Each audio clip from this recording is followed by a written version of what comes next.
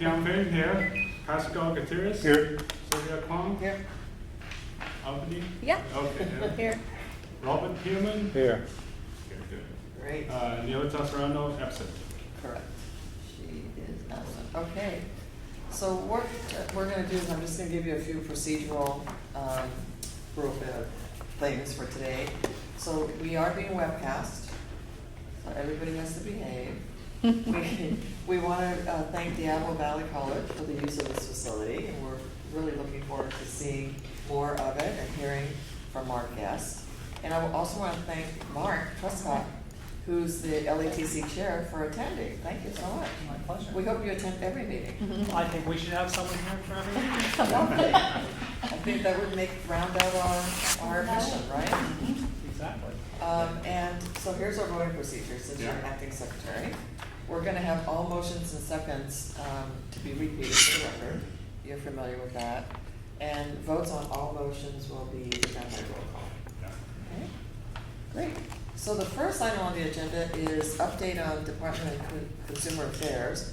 And Laura, would you summarize it for us? Sure. Karen Nelson, our usual guest, couldn't be here today, so she sent me a written update. They're a little short-staffed in the board relations office. One of their team left on Friday, was his last day.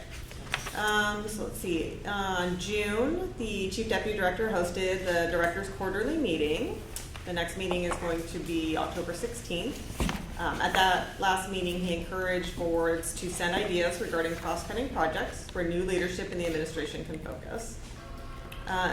Earlier this year in July, the department released an executive officer salary study. They had contracted out for a study, and Sylvia and I had a meeting with board relations about a week ago to discuss the results of the study.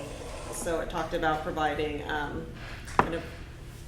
the studies recommends maybe some more definitive information and ways for boards to go about trying to seek a salary increase, and then it looks at whether it just compares all the boards and to whether some are out of range compared to similar size boards. So our board doesn't have an issue, so it was informational only for us. And the department's future leadership development program, the application deadline for the latest cohort was last month on August 13th. It will kick off in September. And if we have any participants, we'll let you know at a future meeting. And that's it for the BCA update. Okay, that's easy. The next item is for any public comment that's not on the agenda. Do we have any public comments?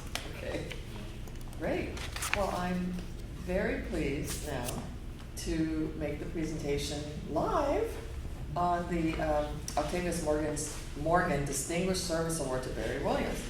So Barry, will you please come up? So Barry has put in, what was it? Do you remember the number of hours? Over 1,000, I think. 800 and... Served for more than 30 years, over nearly 1,000 hours of volunteer time. Can you believe that? Service to the architects of California with all of his, and in fact, you were a consultant even to the board. I was, yes. So he's put in his 30 years. And then some. So we would love to present you with the Octavius Morgan Distinguished Service Award.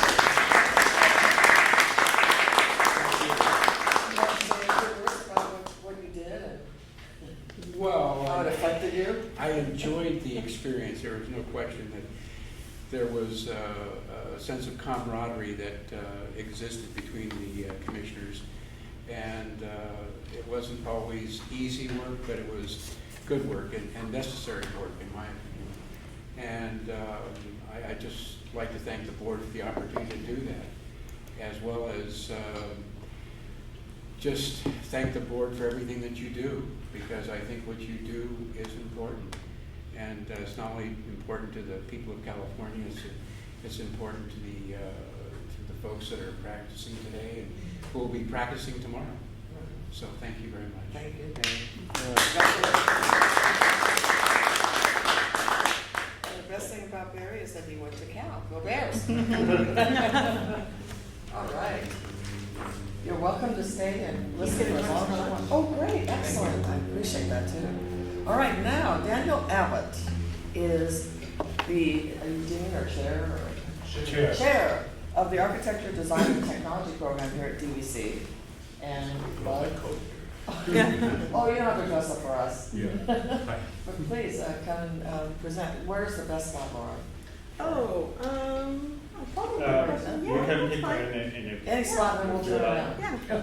Wherever you're comfortable. And did you want to see a video, a graphic? Sure. Oh, yeah. I'd love to, yeah. Are you prepared for that? Are you all It's set? just I can go straight to the website. Perfect. Okay. Whatever you're comfortable If with, the yeah. projector turns on Okay.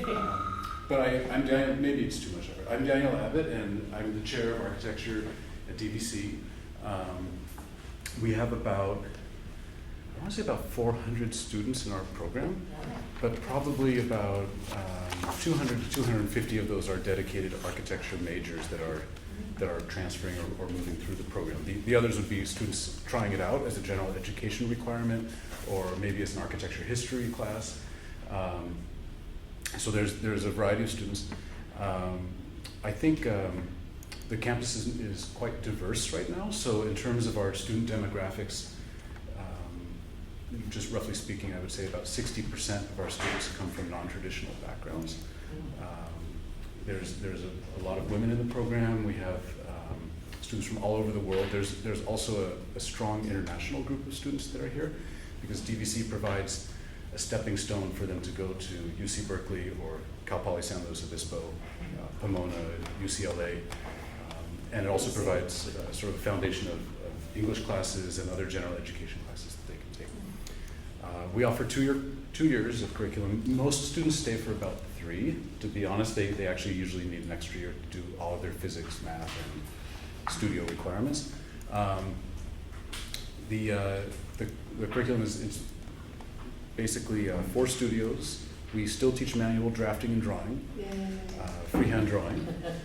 We have several computer classes that we teach in Rhino, V-Ray, Adobe, Creative Suite, all the standard software. Recently, I would say about 7 years ago, we worked on a 5-year National Science Foundation grant, which began about 2013, 2012, 2013. And that grant was in digital modeling analysis and application. It was a grant that was funded through NSF from Washington, D.C. And that gave us a lot of new equipment. When you take a tour, I'll show you CNC machines, 3D printers, laser cutters, a lot of courses in related material, parametric modeling, Revit, things like that. So anyway, if you'd like to check us out, it's architecture.dvc.edu is our website. Well, maybe we have time to take a look at it and show it to us, maybe in our lunch break. Yeah, maybe at lunch. Yeah, and remind me when we're taking the tour. Sure. Are we gonna be taking? Oh, at lunch. Yeah. Oh, excellent, excellent. Yeah, maybe we can precede the tour with a quick look at the website or Yeah. something, whatever works best for you. Sure. Oh, this is very exciting. I had Yeah. no idea you had 400 students. That Yeah. is a great platform to feed, as you say, into the. It is. So if you look at, for example, our history classes, we offer a 3-semester history sequence. So there's an ancient to medieval, and then there's a medieval to 18th century, and then there's an 18th century to contemporary. And that's over 3 semesters. Those 3 classes, we offer multiple sections of those, and there's probably 120 students or so just in the history. And those history classes are general education. But are they architectural history? They are also architectural history as well. So for example, when I say 400, you may also be getting students that are just taking those GE classes. But it's a large program, and it's quite vibrant and active. It's a fun place to teach. So anyway, thank you for coming. Yeah. Yeah. Are you guys actively recruiting and doing outreach to the international students? So the campus has an international outreach program where they actually send a representative to China, Korea, different parts of the world to recruit. And overall, I think in the whole United States, there's been a small to moderate decline in international students enrolling. Somewhere, I think I want to say 7 to 10%. But we still do outreach. That we still have the campus representatives going out. I think it's every year or several times a year. They're going out to different parts of China and throughout Asia. I don't know the exact details, but we personally don't recruit, but they do. From the office. No, I'm sure. But I guess for our board, many of us are really concerned about the architectural profession becoming more and more international versus us doing more outreach within the state or even within any of our states, because we're seeing that they're probably going to go back internationally. So we want to just be concerned and put it on the radar for people of recruiting within, so that we can keep students here and practicing in the state of California. Yeah, this is a good point. And sometimes we talk about that too. Is, we're investing a lot, and then do they stay? Yeah. It's definitely, I don't know if you call it dilemma, but you do want to provide the best education in the world, if you can, to everybody. But then, and then if they go, well, think about though, my viewpoint is when they go back, they improve the quality of life in their community. And it's a nice balance, but if we're not having anybody practice in the state, it's a foreseeable problem. It is something we talk about a lot. Right. Any other questions or comments? How long have you had the program here? How long has it been here? So our building was made in 1970. My guess is design started in 1968 or somewhere in the late 60s. It's a kind of Misesian, it looks like early Mies. It's glass and brick. And that building was made in 1970. The original campus goes back to post-war 1947, 1940. It was originally in Quonset huts and a variety of buildings that were sort of makeshift structures. I don't know exactly when they started teaching architecture, but the original teachers when the building was made were Charles Dennis and David Coleman. One was a tank commander in World War II, and the other was a fighter pilot in World War II. And then they also had Bob Rowe, who was he was in the Navy in World War II. And they sort of set up the program in the early years. And then it evolved, and they retired, and some passed away, or most of them have passed away now. And we're here. So since the actual building, I would say 1970. So have you tracked, you have a sense that you got a number of members of the architectural community in the Bay Area who came through the program? It seems like every time I go out, you run into somebody that says, "Oh, I was at DVC," and the campus. It seems like everybody in the Bay Area at some point has passed through DVC for at least one class. In terms of architecture, I couldn't give you an exact statistic on how many architects or architectural students have been through DVC, but we're a large percentage for the Bay Area. We're one of the main schools in the Bay Area for two-year curriculum. I noticed over the years, you are a transfer student.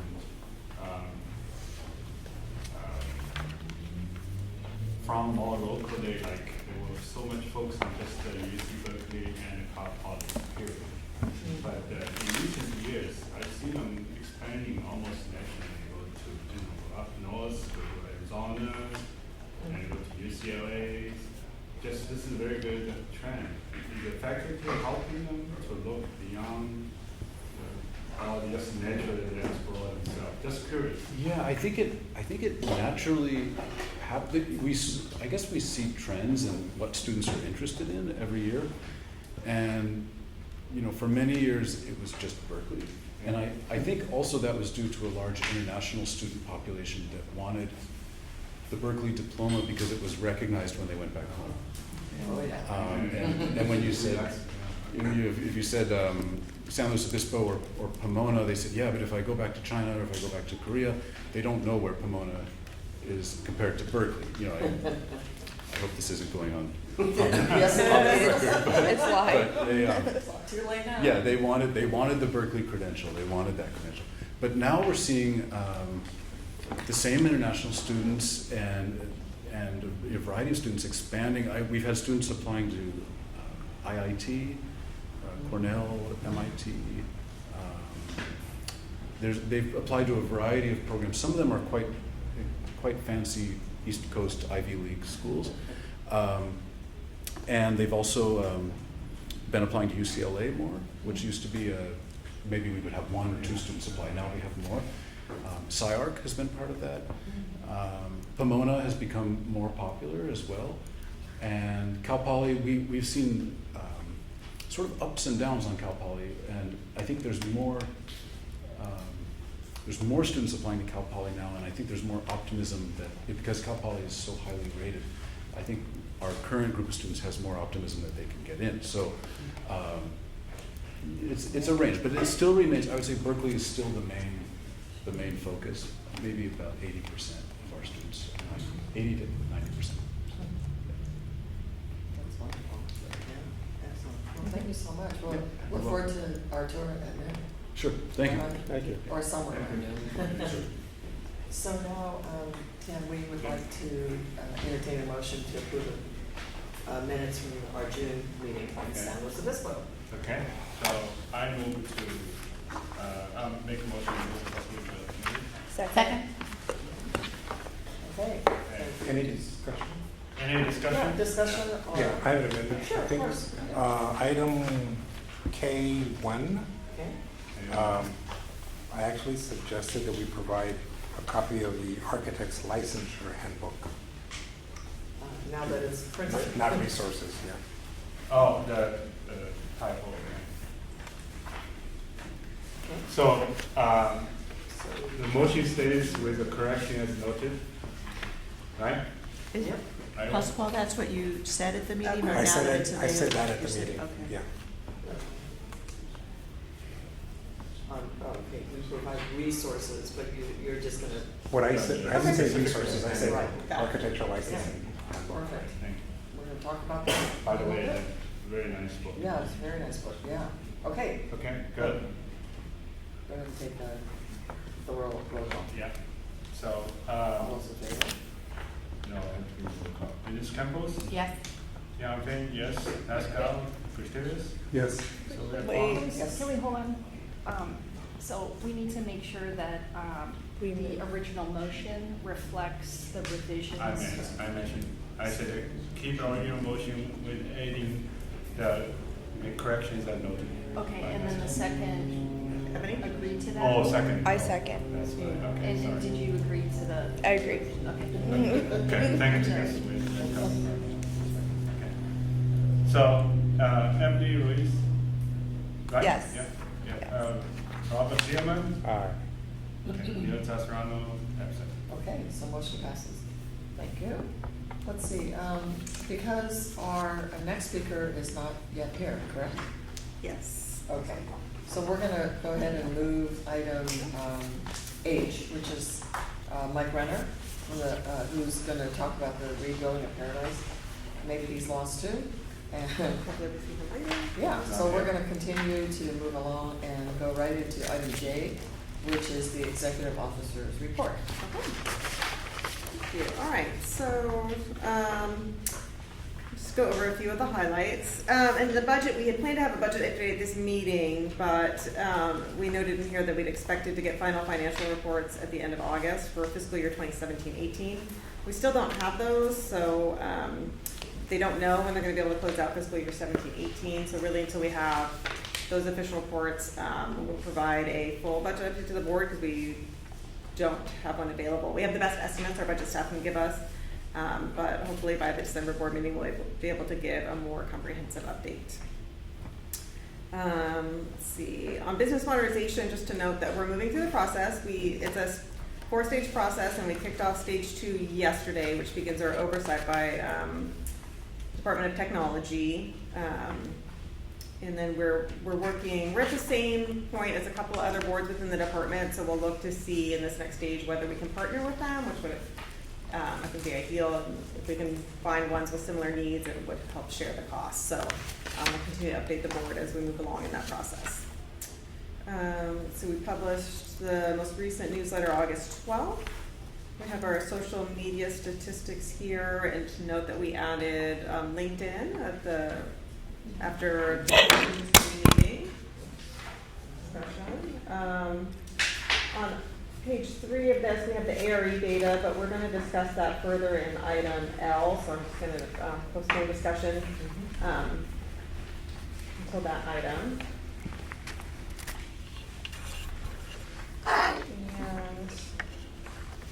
And moving on to the appointments. enforcement program update, we have the citations.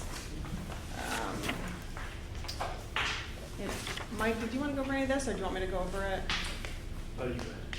So on page 13, you can see our closure of complaints by fiscal year for the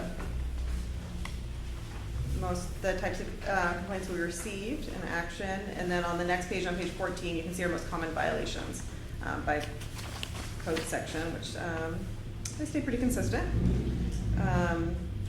And then underneath that, we have some information on our outreach. We began, I think we discussed at the June board meeting, we were trying a new process for recruiting subject matter experts for our enforcement program. And so we sent out the information. We received back, I think,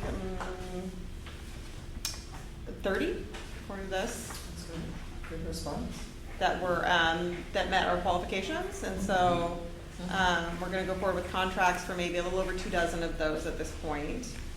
Which I think will be good. So we'll see how that process works. It's also a range of people throughout the state, which I think will be helpful.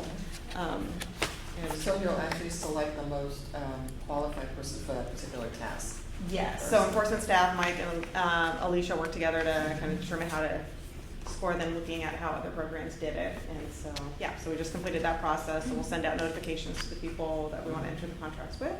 It's a pretty easy contract process. It'll be easy to keep it open if we want to recruit more, find a need for more people. So, Remind me how many years this goes for? they're 3-year contracts, and they top out at $50,000. So once you expend all the money under the contract, they could enter into a new contract. We need to even spend less than 3 years. So it's a whole new shift. It's definitely a shift from how we do things. It is how we get experts for our CSE. So for the workshops we use there, so it's that process. And some of the boards, like engineers, use it for enforcement. LATC uses it as well. They have experts on contract where we'll send the case out when they need to. So we still have one consultant on contract that's in our office right now. So we'll, which is fortunate for us. So we'll see how this process works. And we'll give you an update at the December meeting. We should have all of them contracted by that point, and have started to send out some cases to them. So, yeah.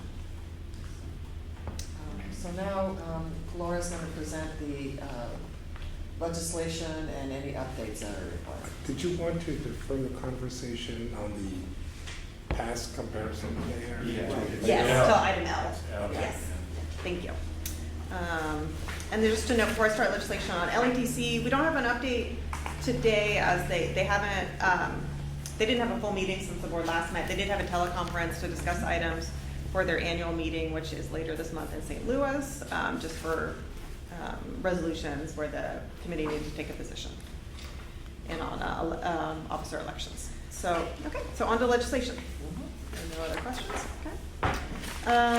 AB item 1, AB 476. And these are all just for update at this point, no further action. So AB 476 is now on the assembly floor. This bill requires the department to create a task force to study more trained professionals, with the goal of integrating these professionals into the state's workforce. And again, just to note that this would, the department estimates it would cost a little over $500,000, which the boards would have to fund through pro rata. So, or you want us to wait, or can I ask questions as You can ask questions, Yeah. sure. So what is our role out this board? What is expectation on us? Are we going to participate? in some form? The department hasn't really given us any information on how they plan to implement it, so they could ask they probably will ask for participation from the boards. I don't know if it'll be all boards, or if they'll look for just a selection of them. Yeah. So I So- believe, Go ahead, Norm. so I believe like this is a study bill, so if approved, then they would study the feasibility of, Yeah. of having the foreign trained professionals. And so I think the last time we discussed providing the requirements to be on the. Yes, this is what Pascal noted in the minutes, that he suggests Yeah. providing the handbook, and then we can look at any other materials we have. So, yeah, assuming the bill gets signed, I can go ahead and do that. Yeah. Early on before they ask, so they have it. So who, just curious, so we have, in the package, we have a comment, who developed that comment, which is very good, is us, or? That's mine. So the first comment is a Okay. quote from the author, and the rest is Yeah. for me. Yeah. Okay. So that looks like, to the extent we can contribute to the process, right? It's more regulated by practice and how much we can do. So just curious, the reason I ask is they have a $500,000 Yeah. budget to support that study. They need some staff positions, I think, to Yeah. lead the work group and Right. write the study and maybe Yeah. print multiple copies, I'm not sure. So that's always my copies. concern, so, okay, good, thank you. Yeah, but remember, this is, do you think this is only for, I mean, it says professional. It's a Oh, within the professional. department, Right, yeah. yeah.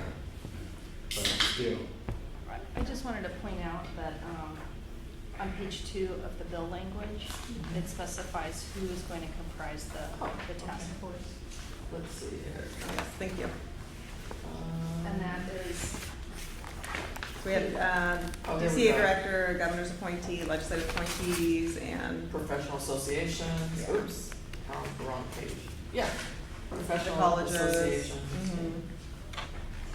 so to the extent someone wanted to apply to be one of the appointees from the governor legislature, I just wanted to make that note, because it doesn't look like DCA really has any authority to appoint anyone other than a designee who would represent DCA themselves.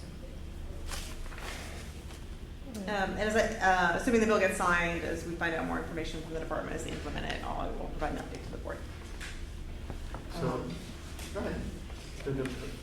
if is a budget could lead to a permanent position, or is it possible? Oh, the money they're asking for? No, I think Yeah. it would be limited term positions, just Yeah, I for the hope course so. of the study, It's yes. just funding the study. That's what I recall it's from not reading a about it. permanent position.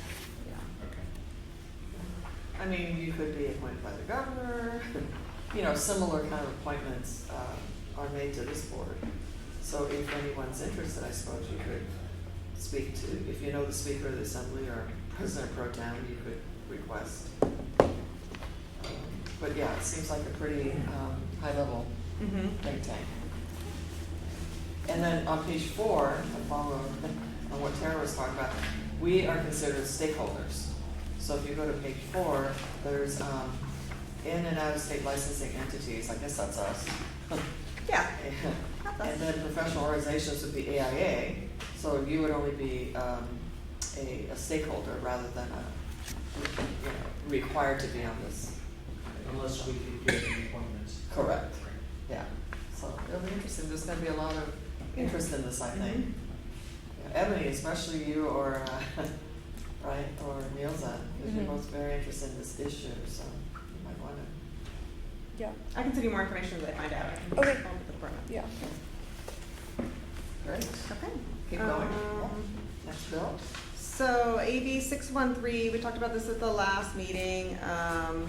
This would have authorized boards within the department to raise fees without going through the regulatory process according to a corresponding increase in the consumer price index.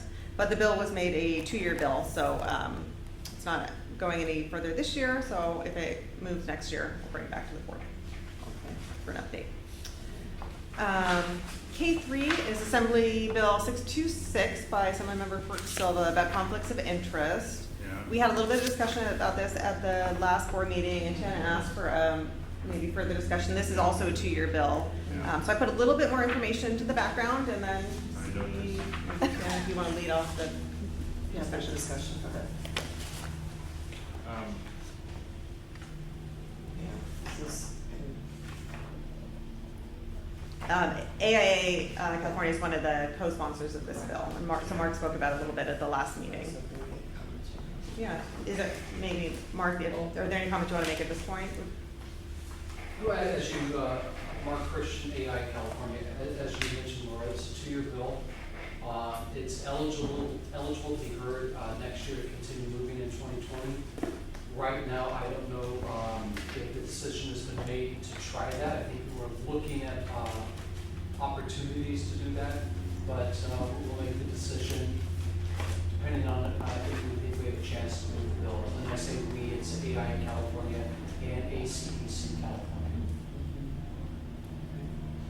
The issue remains. We would like to try to fix the issue if we can. Tim, you have anything to add? So, process-wise, what our board, if we are in strong supporting role, what we can do in terms of pass the bill or Tam, I'm sorry. is that the right bill yet to be passed to in effect, Right. right? So- Yeah, it's on the inactive file on the Yeah. assembly floor.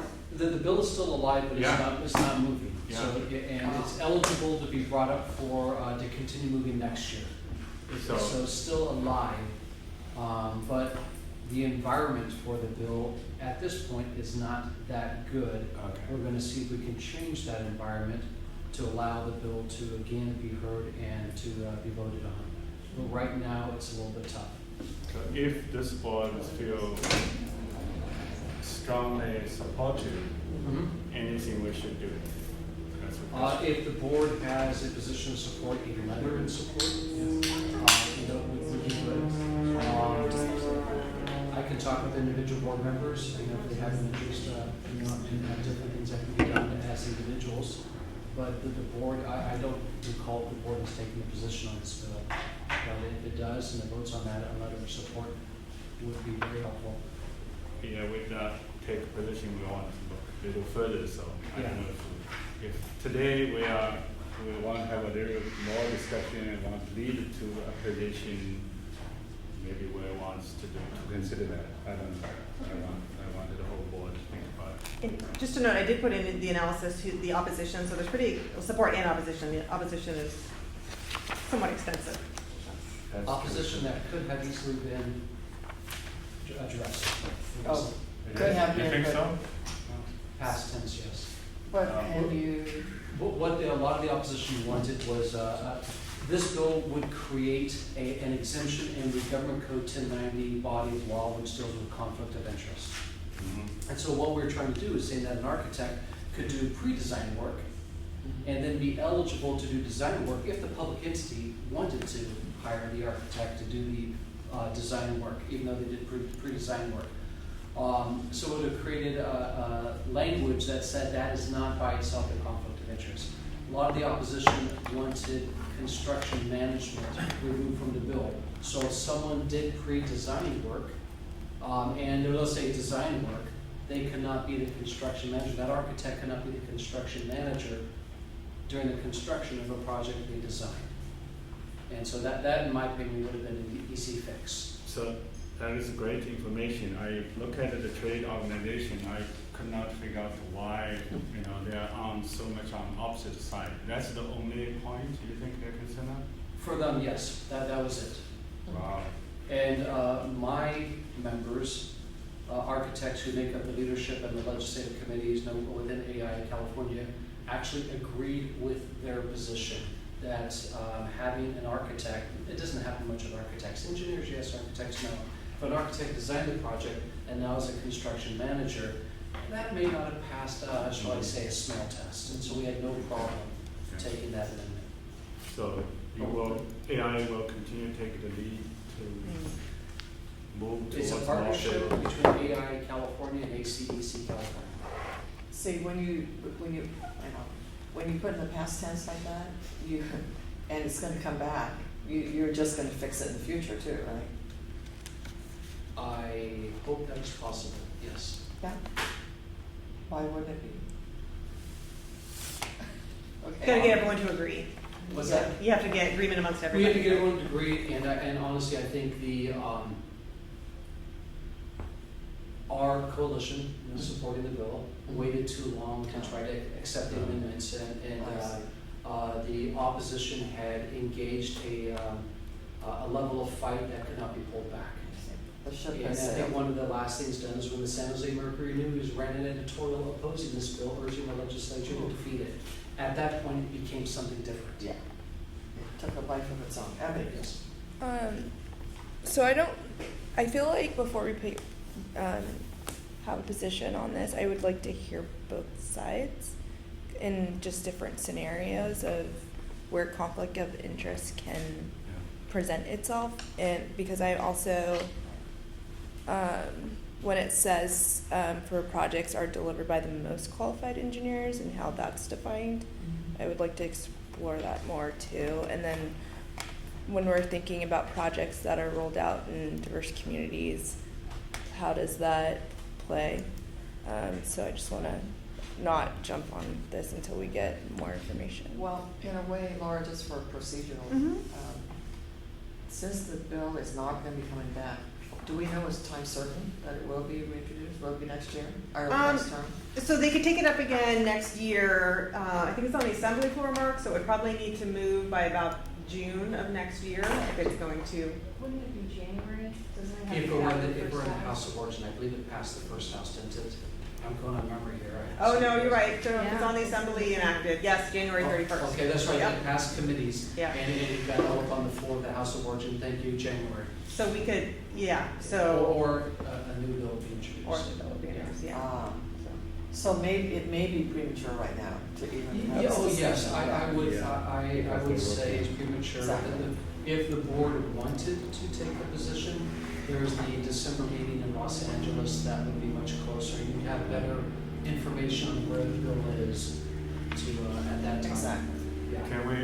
Can we expect you give a more detailed count of all the effort in December when we'll have more board members attending the December Yes, meeting? yeah, if that's, Yeah, we can certainly add it to the December agenda, and then there's a staff group with the ACEC that meets quarterly, and I think our next meeting is in October. AA is part of that. I go to a few of the other boards, and so I would expect maybe. landscape architects are part of it. Yes, landscape architects, so we can, assume it'll come up at that meeting and maybe get a better idea of what they expect for next Yeah. year's fiscal. And then we have a more robust presentation as well. And we can go to the history of the issue, and how existing law already allows, in the public contract code specifically allows design professionals to have these following contracts, but that conflicts now with the 1090 body of law. So there's a whole bunch of information that I think would be good to help you all make a decision if you choose to. This board should not rush on this issue because it's not our core business. Yes. Yeah. Right, true, good point. Mhm. Any other comments Good. on this? Okay. You can break from here and go back to. Oh, good idea, that's right, that's right. Okay, so let me find you. So that is, let me see, item H. Paradise? Yes. Yes, this is gonna be very interesting. Okay, Yeah. Just in time. Okay. I don't think we have anything in the packet, Oh, so okay. it's just agenda. Right. So, Go ahead. Um, Why don't you? yeah, so this item actually came up at the REC committee meeting, and one of the committee members suggested that we reach out to the company in charge of leading the rebuilding efforts in. Oh, you're not? You're not?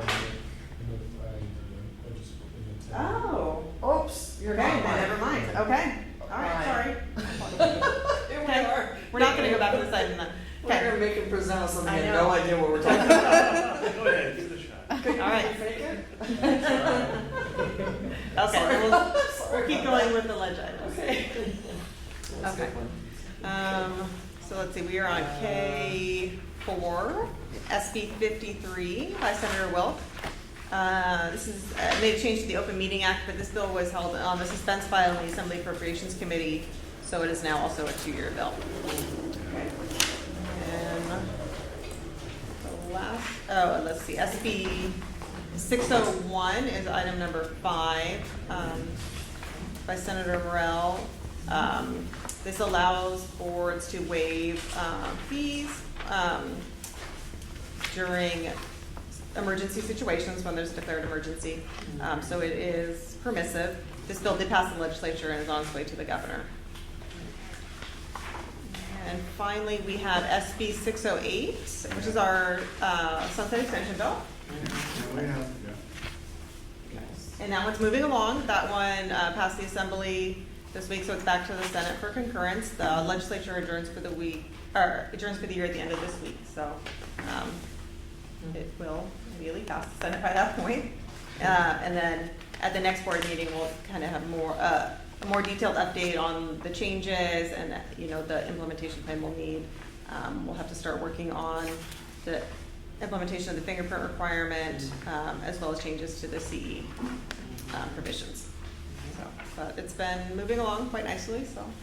Good. Any questions?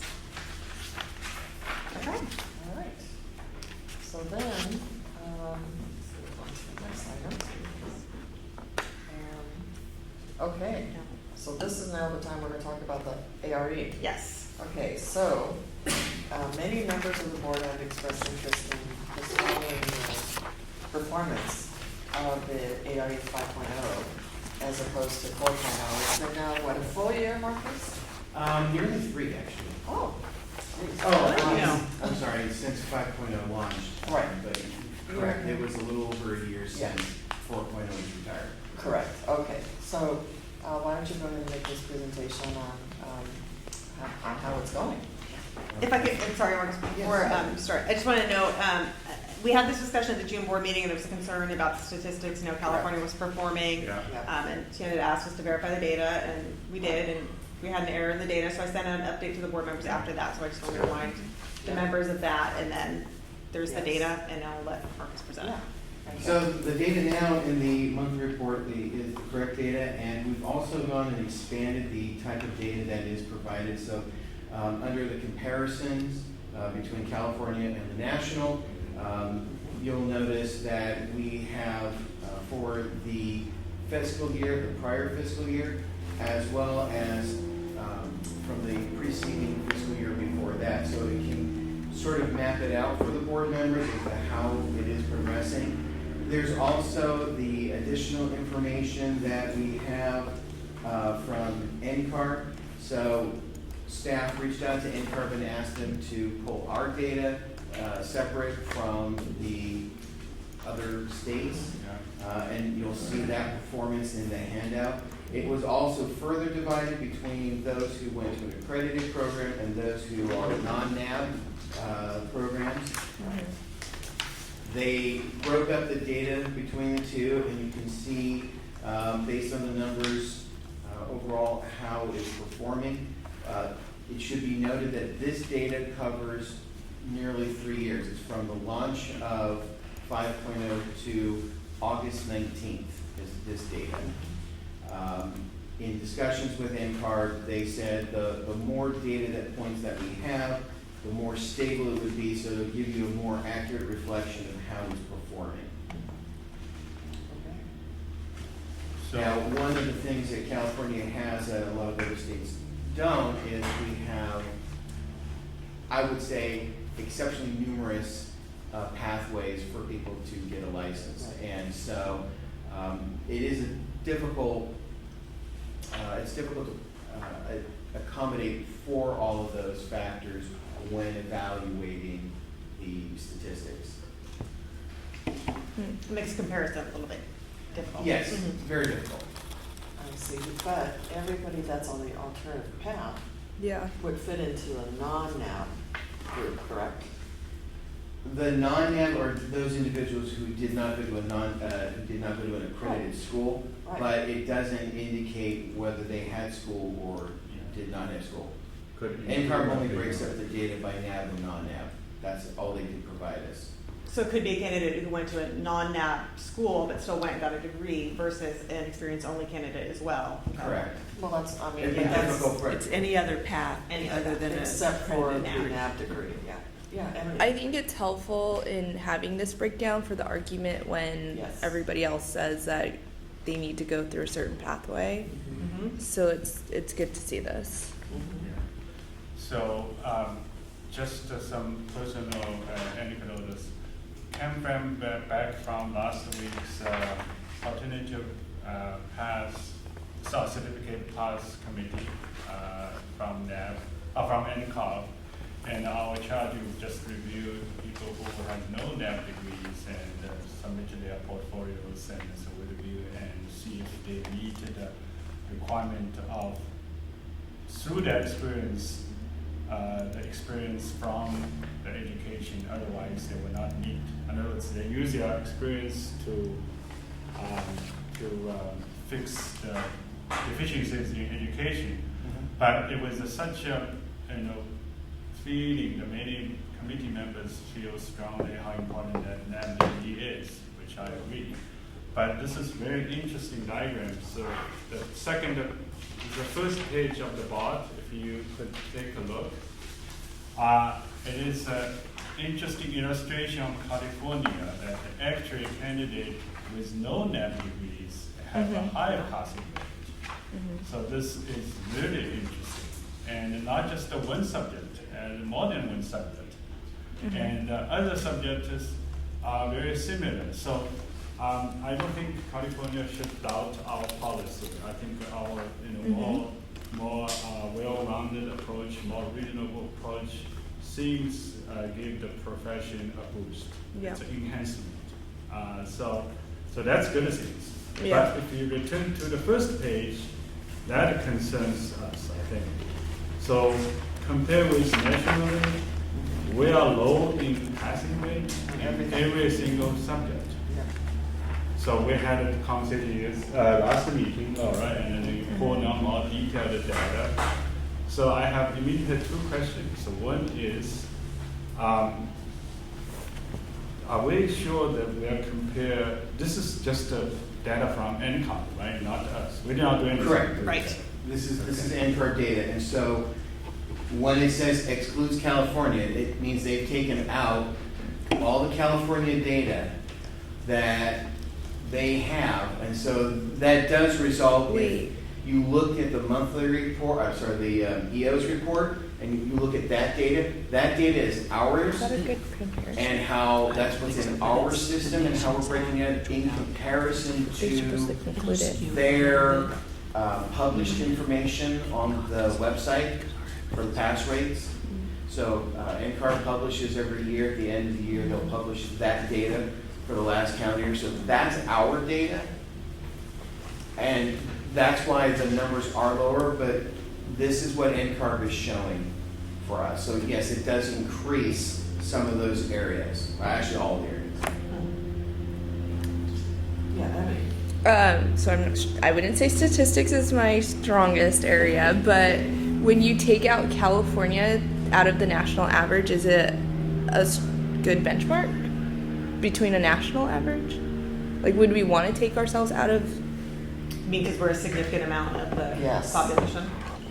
Yeah. Is that? See. It does alter it. That's good into the revenue. That's Yeah. the way they're doing this is good. I just want the two data. In other words, you look at the vertical. Are they on the same mathematical method of the tabulation? I don't know. They're the same divisions, if that's what you're asking. See, I think I know. I don't where think you're Effie's supposed to going. take California out of the national average, because then it's not the national average. Exactly. You want a true national average. Exactly. Yeah, you want a I true see where she's national going, average. because what'll happen is, this is a much sharper contrast between California and non-California, I mean, everybody but if you put it, the denominator becomes a lot more averaged. Right. Yeah. When you throw California in there, this is too much of a contrast, Yeah. because California represents, what is it, 12% or 20%. 20% of all licensed architects in the country? Really? Yeah. I think So it's when 20. you- I thought yeah. it was 8.4. No. That's not. architects. I don't know. If It's like candidates. 1/5, I think. Isn't it? Oh, this is Canada. I know we have Yeah, 20,000. Well, it's probably proportional. These are examinees. Yeah, I would think it's proportional, right? Because you have more candidates as well. So it seems to me that this actually is incorrect. No? Okay, he thinks it's correct. What I'm thinking We is, think it's if we're incorrect. so clear with the California candidates or examinees, the performance, it is better to have this category. Maybe not only category. Well, Maybe I- category with this and without California and with California of national average. But I think you Then you would can want see. just what the national average, you want to compare yourself to the national average. I like to compare both. So we would need, if you want to One pull more. us out, you want another line just Yeah, to the know. third one. Let's have Third one row. more. Can we? Third row is a national average, Period. including California. Right, I think it'll make the difference less. exactly. When That- California Yeah. is that's average. It won't be exactly- such a large gap. Yeah. Correct. It might not be that much, but I Right. think it'll make Or a you difference. think that if we're below already, you pull us out, we brought down the other averages, so it's gonna be a greater difference. No, it'll be a less of a difference. We're only at 45%. If we're already included in the bigger number. We are not. We're not, We are we're not. not, we're not right See, now. that's the point, we are not. So it's the other way, it's gonna make the national average lower Yeah. because we lowered it. Basically. Nice to say. Yeah, we spoil the whole team. So, Don't show anybody this. Yeah. So the data that the reason the data was pulled this way is we already provide, in the EOS report, we provide that national average when you look at the tables that compare. Okay. That column, let me just go back to that bookmark. That column on, well, if we go to the multi-year, you have fiscal year 17-18, and that's the national pass rate. That data comes from NCARB where it says national pass rate. That other data is ours, from our system compared to that national, but we also wanted to provide you with the national information from NCARB, and the only way NCARB could break that out was to say, here's California data and here's everyone else. So that's why it is in that form, but we can take that data, if that's what the board is asking, I think that's what they are, and include that in here so you can see this is how California does, so we can modify this for the next EO report. That's what I mean. So Marcus, if you look at this, all we need to know is what is the national average in the same context, including California exam years. That's all. It's just one more number there, which is we can project slightly less because we are performing generally less than average. So adding us only make the contrast slightly smaller. Yeah. And I think another data point would be good to know is is it New York has just as many? Almost as many. So we would want to benchmark to a state that's also similar to ours with the numbers that we're. So a comparison to states of similar size. Yeah. So I don't know though how much that would really be in comparison if their requirements are different than ours. I mean, we could provide it, but I don't know how. I think it's more like looking at how many architects we are producing versus a state of similar size. Okay, Bob, what's that? Maybe when this conversation is done, I want to introduce a different conversation. I think we're good. Okay, great. So if I can just, so for the report for the December board meeting, we will take the data here, add it to that report, and then add that third column. I don't know how often we can get this data updated from NCARB. We'll ask them, but we can at least do it for December, give it to you, and then we can have a discussion of what you want going forward. But Wait, Pascal. No, because I want to change the Oh, that's right, you want to change conversation. something. I would just even consider third role, and we can assume safely that California's performance is lower in the national average, including California, in every category. That is the point I want to make. Yeah. That's probably. Go ahead. This too. I would also suggest, so the PQC is going to meet in October, and they're going to discuss the data and statistics. So if there's anything particular you want that committee to look at, this would be a good time to suggest We need particular more topics. discussion today, yeah. Lots of My recollection is under 4.01 was always below the national average generally.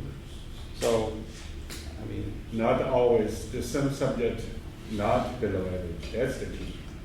This is every subject below average. So you think this is a worse picture? Yeah, that's the worst picture. Very And significant. so what would we do about it? Well, that's the next topic.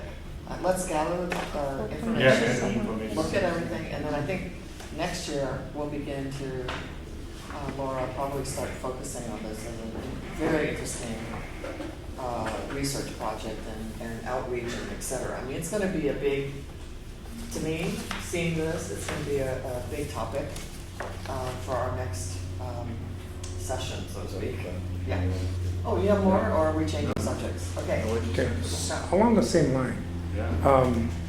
I think there's a question that we're not addressing, and maybe a focus that we need to have our eye on, and that's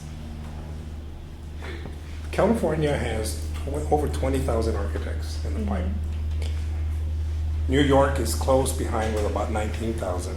The difference between California and New York, though, is that the California architects, or the architects that are in California, 81% of them are resident architects, or homegrown, if you will. Whereas in New York, it's down to like 58. The only other jurisdiction of the 53 jurisdictions under NCARB that have more resident architects than California is Puerto Rico and South Dakota. But they only have 800 architects, as opposed to the 20,000 we have. What I'm building up to is, if memory serves correctly, way back in the late 1980s, there was one year, I don't know if it was 87 or whatever year that was back in there, it was 1,000 licenses issued in that one year. And then the following year, it like drastically dropped to the low hundreds, and then just kind of laid there for a while and started to pick up. So I think the bigger question that we have to put our eye on is I guess I should say that California is in the top 10, one of the top 10 economies in the world. So the real question we should be asking ourselves is, are the number of architects needed to support the current and future growth of the built environment, as well as replenishing the twilighting architects, are those numbers sufficient on a year-by-year basis? Are we keeping that pipeline alive, and are we issuing licenses into the profession that will keep us there to address the adequate needs? I don't know how you do that, and there must be some sort of metrics out there that says that in this state we need X amount of architects to support the built environment, not only today but tomorrow. So I think that's the bigger thing that we need to put our eye on. Are we putting enough architects out there in the profession on a year-by-year basis to serve the needs of the state? Well, I think we should throw that into the question, into the mix too, Laura. I think that's a really good point. Yeah, go ahead. Okay, so about maybe 18 months ago, 18 months ago, I stated something similar when we discussed the iPower program. And the board wants to strongly support iPower program. So my question was, what is the outlook of California's demand for the future architects? And I remember somehow the staff gave some data, and the board members had some experience indicating, yes, we need this alternative path to supply more architects in the years to come. I remember that conversation. So I don't know what the data was getting that 18 months ago or 2 years ago. I think that was a national message. I'm not so sure that was That's a California-centric message. Because this board wanted to endorse California schools to launch iPower. So my question is that. So I just wondering if similar data can be taken back to look at it. It's a huge point. But coming back, can I have one more observation on this topic? Of course. If that is the case, actually my question is more philosophical for the board. Is that the board is concerned if California candidates constantly lag behind on the performance on the test? Should we even be worried about it? Or we should be very worried about it? That's my question. Marcus. Do you want Something I to can do that. I'm sorry. Go ahead. No, go ahead. Something I can explain here too, if you look at page 4, which covers first-time takes of the exam versus retakes. In speaking with our psychometricians, that's a fairly good indicator of how an exam is performing and how the candidate population is performing. When you look at the people who take it the first time, you compare how closely they are to those that are retaking.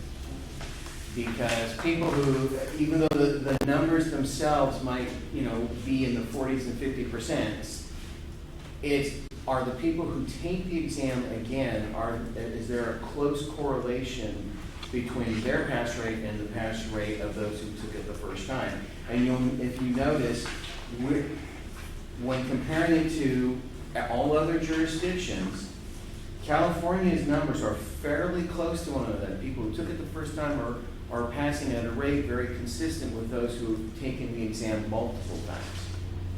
So, like I said, in speaking with our psychometrician, that was one of the points that they had indicated, helps establish whether the exam is doing what it was intended to do and discriminate properly between those who have the requisite knowledge to pass that division and those who do not.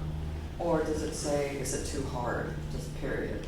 Because if you can't pass it after multiple tries, doesn't it indicate to the psychometricians that maybe the test is just too difficult? No, so with so what they do is they compare the performance on each and every question for an exam, whether it be our psychometricians or the NCARB psychometricians, and essentially it's how the graphs look. I've had an opportunity to see how these graphs work, and when they, for lack of a better way of phrasing it, when they go in a direction that they was not anticipated that question should go, that's what usually indicates to a psychometrician there's a problem. We can, at a later meeting, or in Sacramento, at Sacramento meeting, we can ask OPES to specifically discuss this. I would like to know, I thought in our college years, we always said that the successful rate in first takers are higher than repeated takers because for some reason, when you take multiple times, your performance is not as good as the first time. But it's good to know. In that regard, yes, very interesting. In California, the first takers passing rate is very similar to the multiple takers or second takers. Yeah, I don't know what that means. So. And statistically speaking, from talking with our psychometricians, they've indicated that it's a precipitous drop after the third or fourth attempt at an exam. And it gets progressively grimmer from there. I mean, the more times that a person fails the exam. I just quickly looked at the license issued stats in response to Pasquale's comment about the peak in the 1980s for the licenses issued. And in the late 1980s, there was an increase of more than 1,300 licenses issued that year, and it was due to the transition from the CALE to the ARE. Yeah. And then it kind of, a couple more years, it was around 1,000. It was about 1,000 right, in 1 year? Yeah, and then it dropped down to about 400, and it kind of steadied there. And then lately, it's been in the 600s and 700s. And to press the issue, I guess I want to hear that we're going to do something about this or look into it, is how many architects are we concerned of having every year? How many licenses do we need to issue per year in order to meet the needs of the state? I really think we should know that. All right, so that, go ahead, Marcus. What I was going to mention is that even during the time when we had the recession, the numbers dropped to about 19,000 from 21,000, and they've started to pick back up again. So we've been fairly consistent with the numbers that we're licensing. I mean, we're seeing an increase, but it appears stable at this time, and that we could exceed prior numbers. Laura, can staff consider that? You can say no, don't say it's too much work. Can we constantly have every year have two data? One is a simple one, that number of active architects versus of that years of California population. One number. Sure.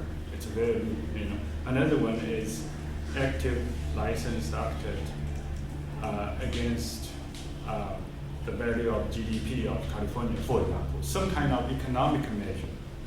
Yeah. Yeah, Do we and have then- enough to meet the needs? Yeah, so that way we feel more informed, For example, we know that there's X number of doctors required for a certain X number of population. Yeah. We know that. That's a statistic that's out there. Is there anything similar for architects right now? So I can do some research. There are state departments that focus on this, like Employment Development Department, and it's come up at the department before in terms of trying to encourage people to get into the profession. It is a challenge for boards to be able to do that. So our role is to ensure a minimum level of competency, and we can do outreach and educate people on what the options are and what the requirements are and how to get into the profession. There's not a lot the board can do to control how many people actually choose to get licensed, but certainly something we can discuss further, and I'll see what data we can gather. Absolutely.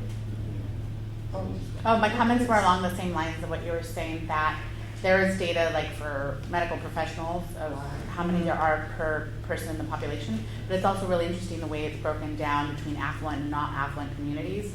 So like, let's say in not affluent communities, maybe it's like 10,000 people per doctor versus like in affluent communities, there's like, let's say 500 people per doctor. Don't quote me, but it's Yeah. something like It's that. well So understood. I'd be curious, like the Underserved same thing areas. with like architects, how many we have per the population, that kind of data would be helpful. Right. And I don't think for architects you really need it for underserved populations. This is not, it's not relevant, but just to know for the macro is there's X number of people in California. how many architects do we need? I don't know if there's such, if you could even come up with Is such. it a people thing though, or is it like It's a a built economic need. environment? Yeah, Yeah. economic need. Yeah. Yeah. So Oh, we don't have to have that criteria right away. Maybe we can talk at every meeting for 5 minutes. What are the reasonable economic index that we use against number of active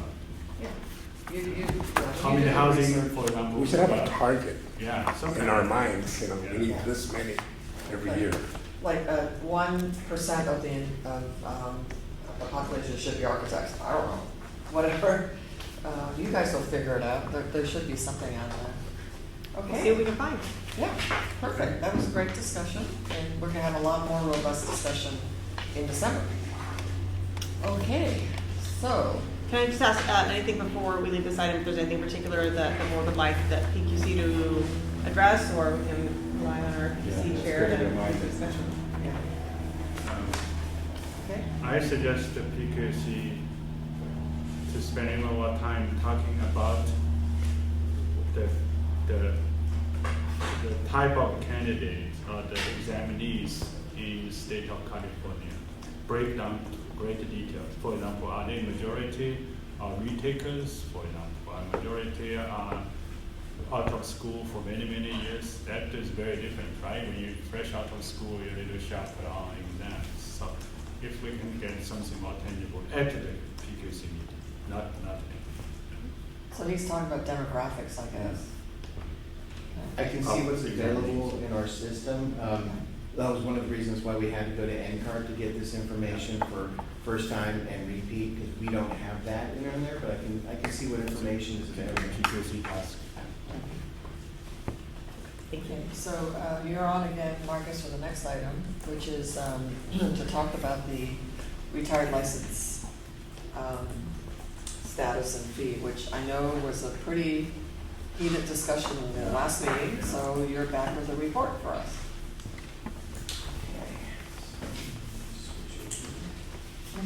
So at the last board meeting, members asked us to look at the fiscal impact on our budget, depending on which path they would like to pursue regarding the fee.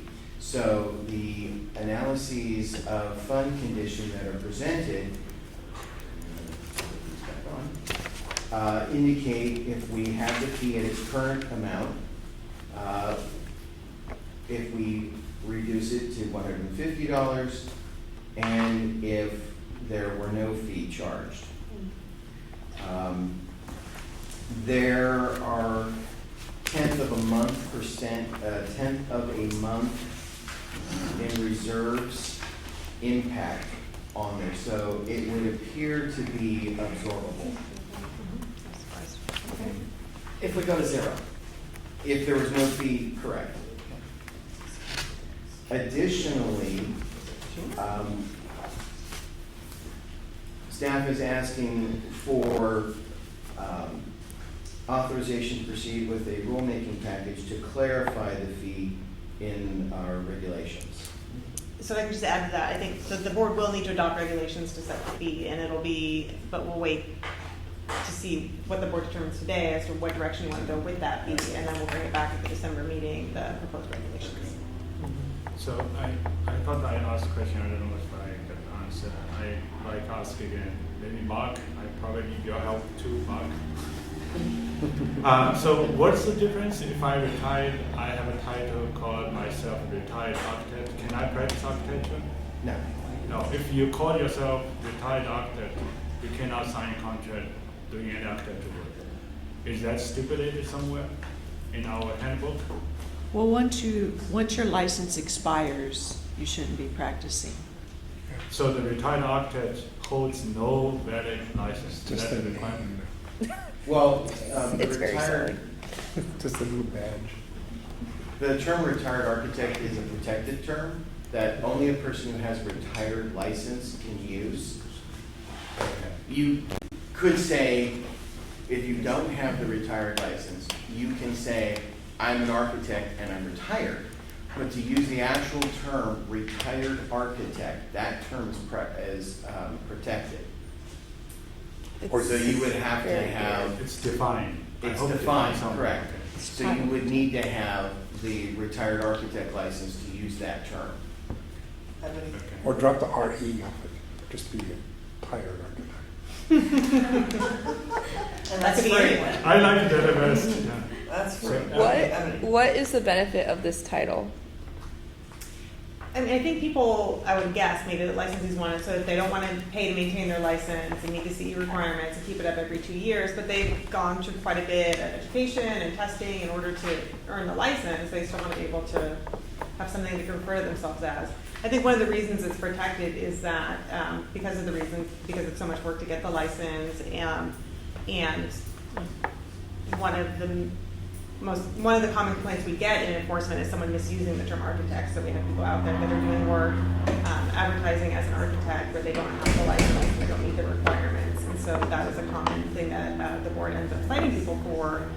So it's sort of protection of the title. So I realize that's a bit different from someone who's maybe at the end of their career, isn't practicing anymore. But it's just that because the board does protect the term architect, this would be one step away from protection of that term. I mean, I know we went on and on about this last meeting, and it still sounds so silly to me to be paying.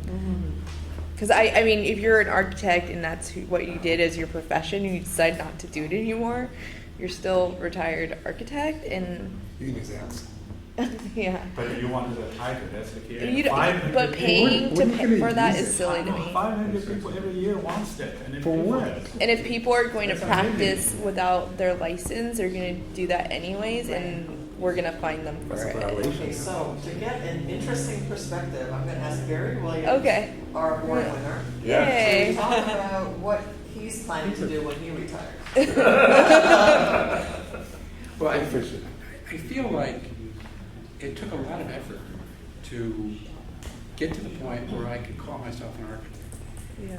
And I think I'm the standard commodity here for most architects, in that you put a lot of effort into the process, and when someone comes up to you and asks you, despite what time of life you're in, what did you do, or what are you, or that sort of thing, and you respond, I'm an architect. Very simply, I'm an architect. I think that happens no matter what, whether the person is retired or whether they're active. They say, well, I'm an architect. Mm-hmm. Because once you go through the process, it takes a lot of effort to do that. And you don't want to give it up.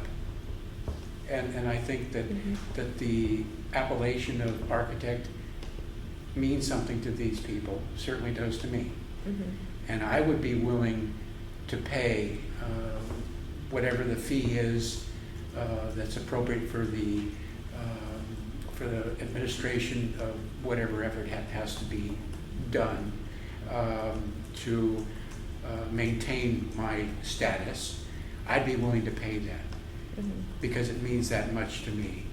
I think most architects would be willing to pay for that service, basically. And it is a protected title, and it's protected by law. And so once you give up that license, then you cannot legally call yourself an architect. And that's something that we all tend to do. Whether right or wrong, we tend to do that. I figured So we would might as you- well, go ahead, please. So would you prefer have suggested fees you think is reasonable to pay for the title of retired architect? Yes, I'd be willing to pay a reasonable fee, of course. What is the reasonable fee? Would you What have is a suggested- reasonable fee? I think it's dependent upon what the administrative costs are associated with maintaining Okay. my license. But again, you see, I believe that the board, having worked with the board for a number of years, I believe the board is doing very important work, and I support that, both financially and just in spirit. So I'm willing to pay what would be appropriate. But not everybody is as knowledgeable. You know, there's Joe Q architect out there. Yeah, but that Joe Q architect probably would still respond when he's asked, well, what did you do when you were working? Well, I'm an architect. And they use the term, I am an architect. You're always an architect. Once you're an architect, you're an architect. For Yeah, life. yeah, unless something, of course, happens in the meantime. But yeah, I mean, you are that, and it took you, took me a lot of effort to become an architect. Takes all of us a lot of effort. Yeah, those late nights up in Berkeley. So yeah, it's important, and I support that. Right. So right now, the fee's $300 per year, is that correct? No, it's a It's a one-time one-time fee. fee. Oh. One-time fee. Just a one-time fee? One-time fee. That's One-time it? fee. What You are don't we having renew it. this argument about? I thought it was every year. Barry had a acquaintance. Other Barry The other Williams. Barry Williams. Do you know the other Barry Williams? He Yeah, had an Barry acquaintance had that always wanted had- to get the He asked retired him. license, and he wanted to know, well, why is there this fee? But maybe he didn't know it was a one-time fee, but, I didn't, yeah, I But- didn't. but hear since this, it but I I came thought it was up- every year too. yeah, it's a one-time fee. It's Okay. voluntary. They don't It's- have to do it it's if they don't. voluntary? Yeah, if they want to call themselves a They retired. could choose not to renew their license, let it lapse, and that's Right. fine. So it's, I'm a lapsed architect. Yeah, That's what he's but telling. a lot of licensees don't like it to say when you look up their license search that they're delinquent or that they're expired. They don't like that reference to it. Yeah. But it is a one-time fee. But since this did come up, then Yeah. we determined that the fee, whatever it's going to be, Okay. needs Yeah. to be clarified in regulations. So whatever you guys decide today, then All we'll right. bring Looks back. like we have real life. Real life. Sylvan? Right So here. I think Yes, the conversation was not whether someone who retired as an architect can use a title, but whether we should be charging for it. Yes. Yeah, Right. Yeah, so we found some other agencies charge nothing or much less than we did. Right. yes. So, yes, Hassan. So personally speaking, I mean, I don't think that a retired architect should be charged any fee to call himself a retired architect. Because, I mean, we say that it's protected by law, but is it really? Because if you go on Glassdoor and you make application for positions at architect, the first 20 of them are digital guys, you know, in IT. So, I mean, how protected is it really? And I think it's just with, you know, the integrity of having that professional recognition should just be yours to carry on without you having to pay for that. Because you paid your dues all your I mean, professional you life. more than paid your dues for that. Ebony. And I think that if you do retire in good standing, you just get that title Yeah, it's honorable. honor. Yeah. Okay. So, are we expected to make, oh, Mark's okay, Barb. Public comment. I think it's a public service to go on a roll online and see that an individual is a retired architect. Yeah. So therefore, it's a public service, so I want you to take that into No, context. yeah, I understand that, but I don't think you have to pay to. I think that's the issue. Unless it's like an administrative fee of, I don't know, $25, something reasonable, because it would require staff to. So there, it's not a title of like some kind of delinquency or you know, just, but we shouldn't be charging people to be able to say what they are. But it's where the fee came from. It is based on administrative requirement. It's based on what the renewal fee is. Yeah. So So there's a one-time it should be based on workload. effort. I see. The only difference is not charging them every year. So the initial effort requires administrative process. Right. Therefore, A staff $300 administrative process? don't know. Don't know. So they pay There's some the- skepticism. Renewal fees make up the bulk of the board's revenue, so, to pay for ongoing operations. And could you rest my memory, how many of these have been requests have been getting? 500. About 500 a year? Yeah, so it's not A year? insignificant. Or is it 500 total? It was 500 total. 500. Actually, it's roughly 85 a year. Thank Yeah. you. So at most, that's 85, Wow. 500. So, question. $4 Who grand. does? Oh. So do we need a motion Well- to say we want to do a fee or no fee or in between kind of thing today? How If would we you wish want to? To put this to rest. Yeah, I mean, I think the board needs to determine what they want the fee to be, and then we will come back with regulations in December. So you could take a vote, or you could just kind of reach consensus, tell us what you'd like to be, and you'll have to vote on the regulations at the next meeting. Is that fine? And I think Karen? Marcus discussed the fiscal impact, or right? Yeah, you did. It He is, said yeah. it's, Yeah. nominal. There isn't any. Nominal. Yeah, it was very. From what we can tell without actually having budget reports, so. So one more question is, you say about average of 85 per year file for this and pay the 300 currently. How many retired in total? When I say retire, I mean either they let it lapse, well, that's the wrong term. Do we have any idea of how many people actually retire? No, we don't I even know don't- when they ask us for a retired license, because I if see. a person says, I'm retired, I see. we don't necessarily get the call, or sometimes people will do that. I mean, I recently had somebody send us a postcard that said, I quit. So I actually had to call them and get some clarification. I just want to make sure you want to retire your license. So I had a conversation with him, That's so and funny. he said he would think about whether he was going to go through the route of retired. How long was he working? I believe he's 83. Oh, I don't know his name. you're finally quitting, yes. So in your file, either Vicky or Marcus, if I paid $300 as a retired architect, what's in your file says if someone wrote to you, say I want to look up thing, and it's actually you have a title called retired architect? It was Yeah, say it'll retired. be on the Oh. online license lookup, Yeah. that's what it would show. It says Retired. retired architect. Okay, now. It does has, It's got something. yeah, it's something. Okay, let's flip it. Let's flip the scenario. Tian wants to retire. He just stops paying his dues 1 year. Mhm. What's that called? When you look him up. Expiration. It'll come up as expired. Yeah, expired. There After is a 5 years, it would come up as canceled. Ooh. Yeah. Or actually, wait. So there's an actual. We We changed just that. changed It's it. expired, non-renewable. Yes. Ooh. Little skull and crossbones. So ladies and gentlemen, there are tangible differences when you. It sounds like it. Yeah, when you pay that fee, but I'm open, I don't mind paying a fee, I don't mind a fee is $0 personally, for example. But So do we know what the real cost is? I don't. Can we look it up? To be honest, I doubt we really Yeah. know. Like when the board has to, in the future, when we look at raising our fees, we'll have to do like a full fee audit and workload analysis. That's the point at which we could make that determination. I assume at some point we did when we set the $300 limit, but I'm not sure offhand that. It'll I know. probably, the quantity will increase Mm-hmm. Yes. quite a bit if it's No fee zero there. fee. Yeah. Yeah, That's a good point. So. Yeah. But you'll still, let's say that the board votes no fee, but we want to keep the procedure, then it'll still say retired architect if you ask for it, right? If you file for it. yeah, but then it's harder, it's a good idea, it's harder to enforce because someone may not take any action, they assume I'm a retired architect. Yeah. And That's the we part. issue, this is one of the reasons why they want it, is because we issue a large wall certificate and they like to frame it. Oh, So- that's a whole nother. So we do give them that There's as your well. administration fee. Yeah, Okay. so. Oh, there's some money.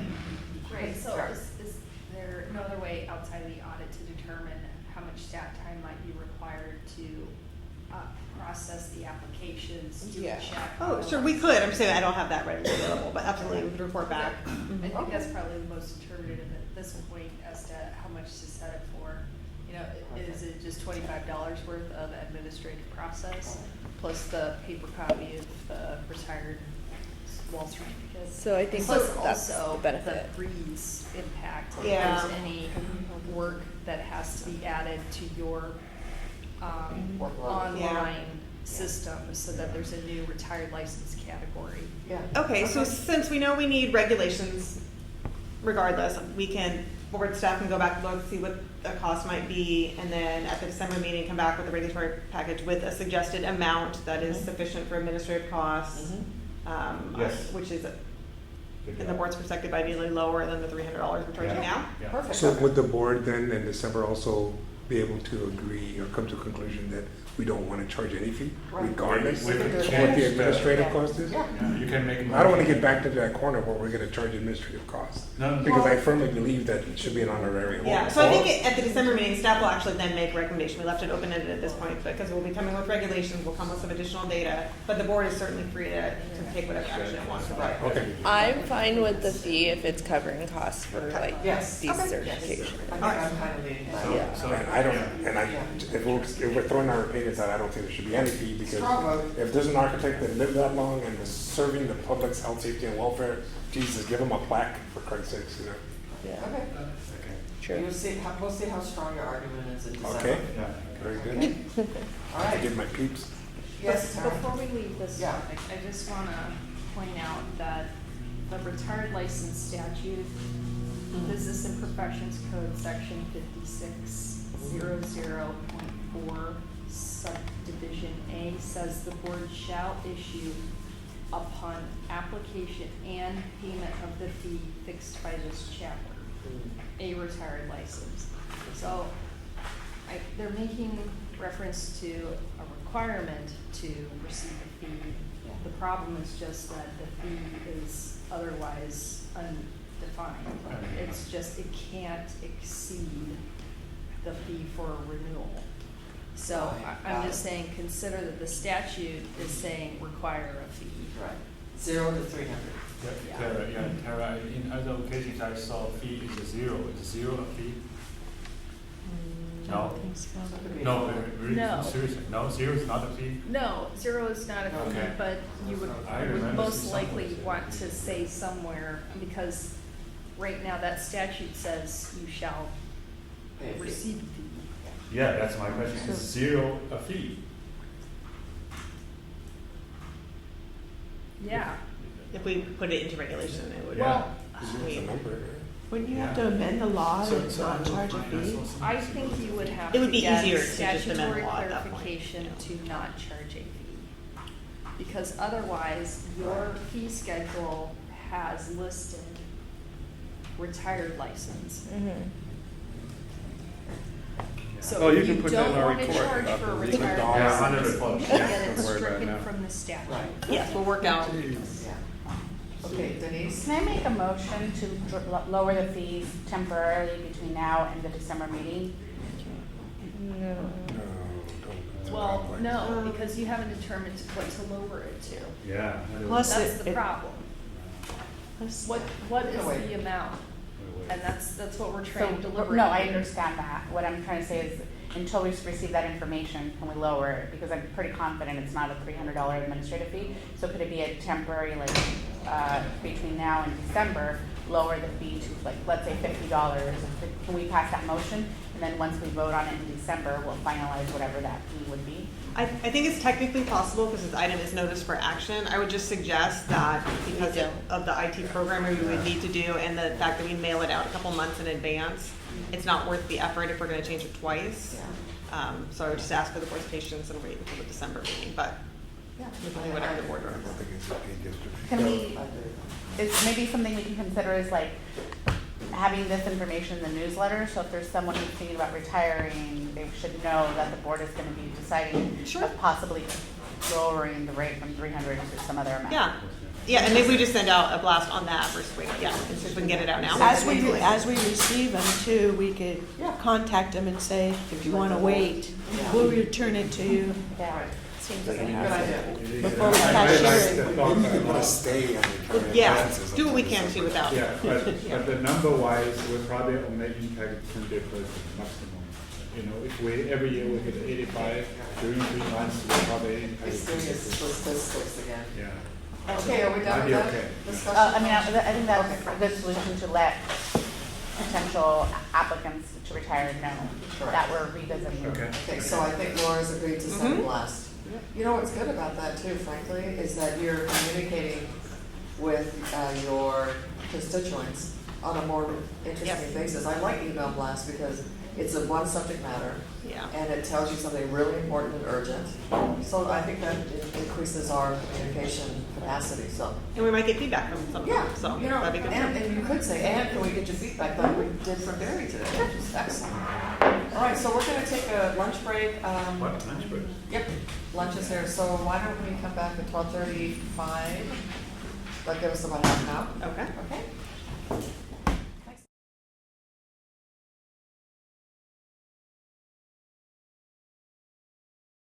To item N, which is the REC committee report. So Robert, can you kick us off?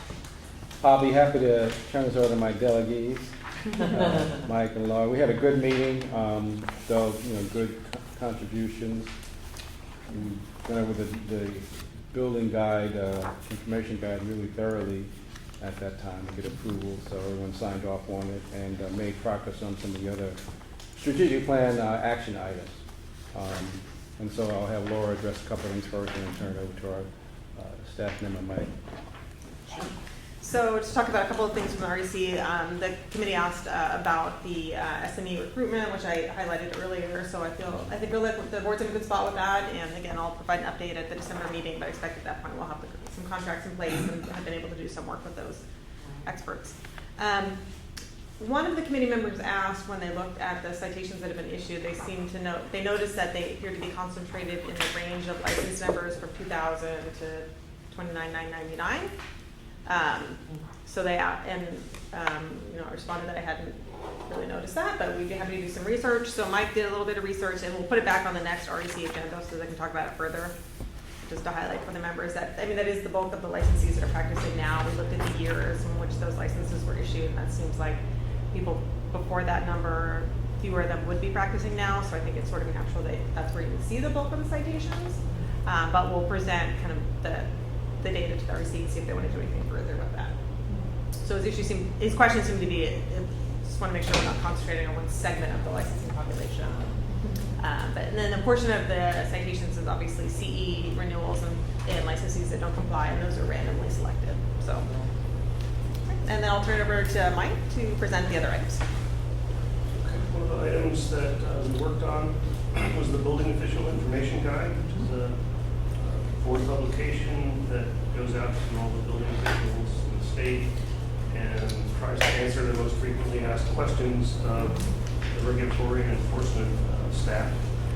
It hasn't been updated in 20 years, so we're looking forward to this. You've got a copy in your packet that has been reviewed by the REC. Suggestions were made.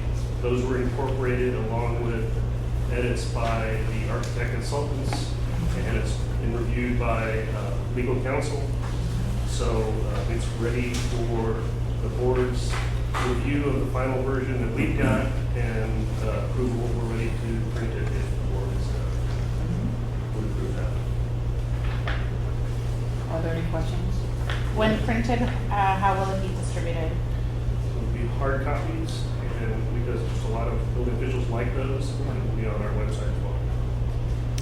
Is current today this document somewhere in file or published? Right now, I think there's just the hard copies. I don't know if they were making electronic copies in the year 2000. Probably not. But we have some hard copies laying around, and a lot of building officials are still using them, but it's time for an update. It's not on website? I don't know if the 2000 version is on the website. The new one will be, and so we'll print the copies for those who want it, but we can also more regularly update a PDF version. We're enhancing it in terms of communication. Yes. We'll put on the website. Okay. Absolutely. You can must not? Is this the time we make recommendations for edits, or do we do that later? Well, it's not later, so. Okay. I think If you choose to now. especially larger, not just nitpicking stuff, but. Okay. I don't think this is too Okay, nitpicky. good. Okay, Alright. so an introduction. Yes. On the second sentence, it reads, the decisions of architects about materials and methods of construction impact not only the health, so forth and so on. I think methods of construction is something that the architect does not have domain over, and we probably need to substitute Yeah. methods of construction Did you get with that, Mark? architect's scope of practice, which is defined later on in this document, and actually describes what the architect does and doesn't do with regards to oversight of construction. Okay, we can revise that. Yeah. That's Also, a you're big saying- attorney thing too. Yeah, I mean, I understand what you're saying in the second line, Yeah. the first paragraph. Architects aren't supposed to be worried about methods. We do worry about materials. So that, do you have a recommendation? Yeah, just substitute architect's scope of practice, because that's defined later on in the document. Okay. And it talks Did you all get that, about. Mike? Yes. Yeah. So it would read decisions of architects about, Materials and architect's scope of practice. Impact, not, perfect, yeah. okay? Anybody have a problem with that? Would it need the second reference to architects Say that there. could say Yeah. materials and scope of practice? You can do that, Okay. Mm-hmm. as long as you pull methods of construction. Yeah. scope of practice, right. Anybody else have any kind of major comments? Doesn't have to be major, but just no spell check, I mean, yes. Mike, a question? Yeah. On advertising of architectural services, item 2 that explains what the parameters are for advertisement. Is there a reason that was deleted? Because it's pretty clear. Mike, sorry. So I know there was a lot of changes made that essentially gave legal advice about running a business entity. I wasn't involved in those discussions, but that might be, because this is kind of related to that. I'm sorry, so you're talking about item number 2 on page 5, why it's deleted? Item number 2 on Yeah, I think digital that, page 108.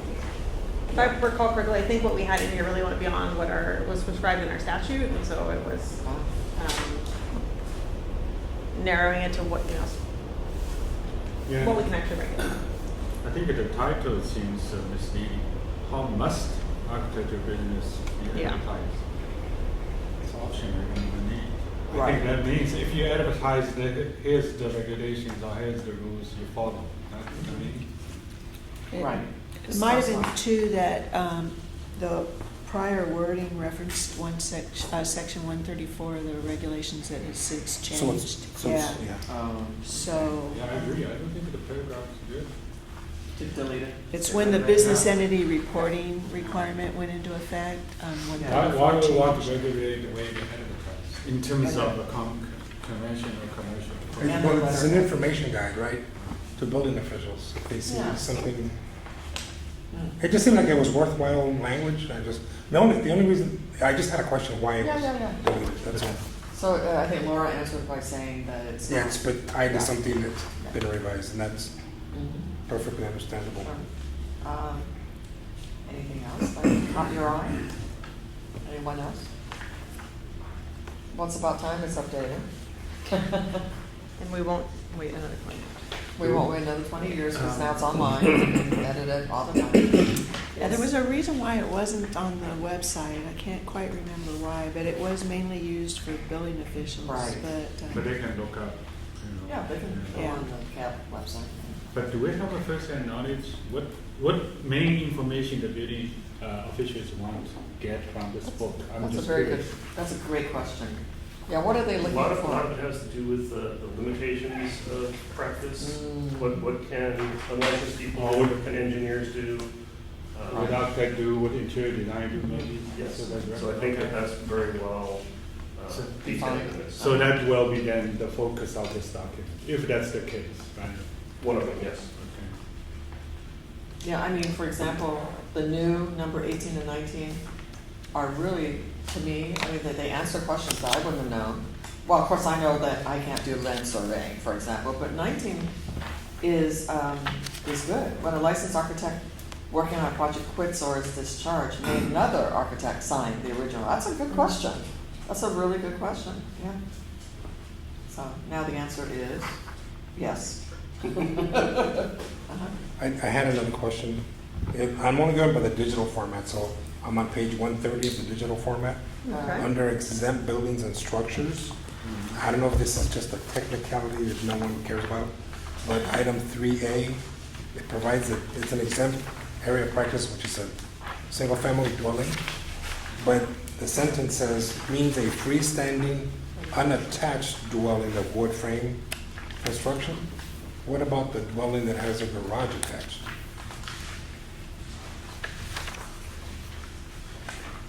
Well, it seems like we're taking it right out of the statute or regulation. Well, if you go to item A1A3, it does speak to garages. Yeah, it does say Separately. garage. It just seemed odd that it said, that it says unattached dwelling. I just think you could have just left the word unattached off and still mean the same thing. Okay, which item is that? 'Cause I'm not. It's item It is 3A. Oh, 3A, okay. 3A. I have a 3, but I have no 8.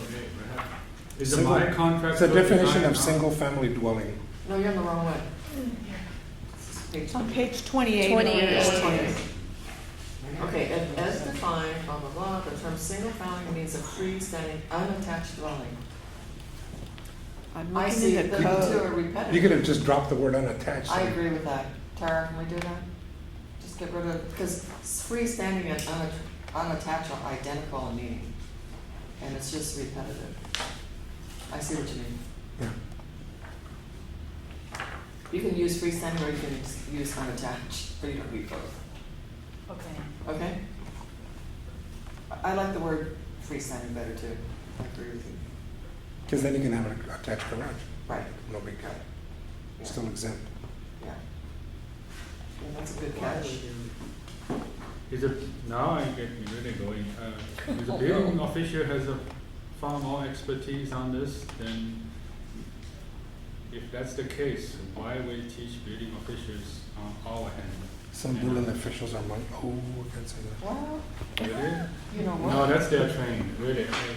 As long as we are being precise and defendable, we're okay, but, I think what a lot of times the building official will turn it over to the whoever wants to practice and point to it and say, see, you can't do it or something. That's what I'm thinking. It's not for their use only.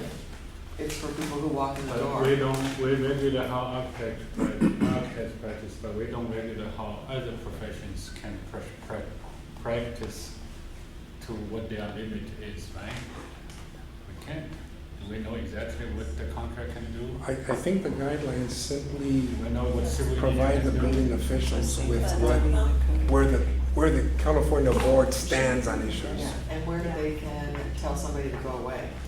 That's what I think. For example, if you look at on page 29 of the hard copy, it says, if an owner prepares drawings for his or her own exempt building, are they required to sign the drawings? And it says, no.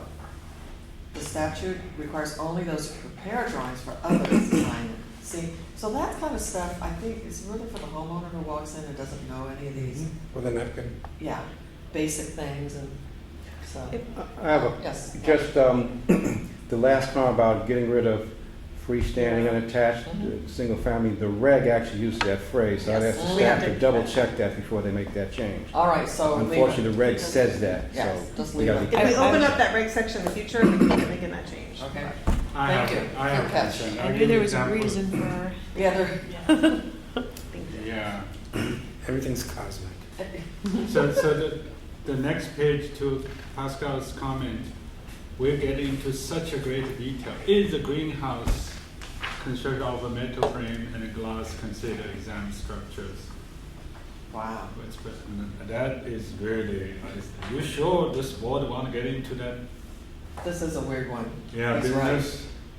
Because greenhouse, in our definition by architects, it means typically they're prefab, and you just order it, and you buy it from whatever, and then they deliver it, and then you have a foundation, maybe. I think it's you know. harder to exhaustively list these structures within or without, our architecture. You don't need to stamp a greenhouse. jurisdiction. I think in its time, it addressed questions that would come up to the Yeah. enforcement Yeah. unit. So maybe That's what now I it's a was little thinking. dated, but in its time, there was a reason for these questions in here because the unit would be asked the questions by the building Oh, officials. I see. It also demonstrates some of the subtleties in Business Professions Code 5537 when it's talking about these exemptions.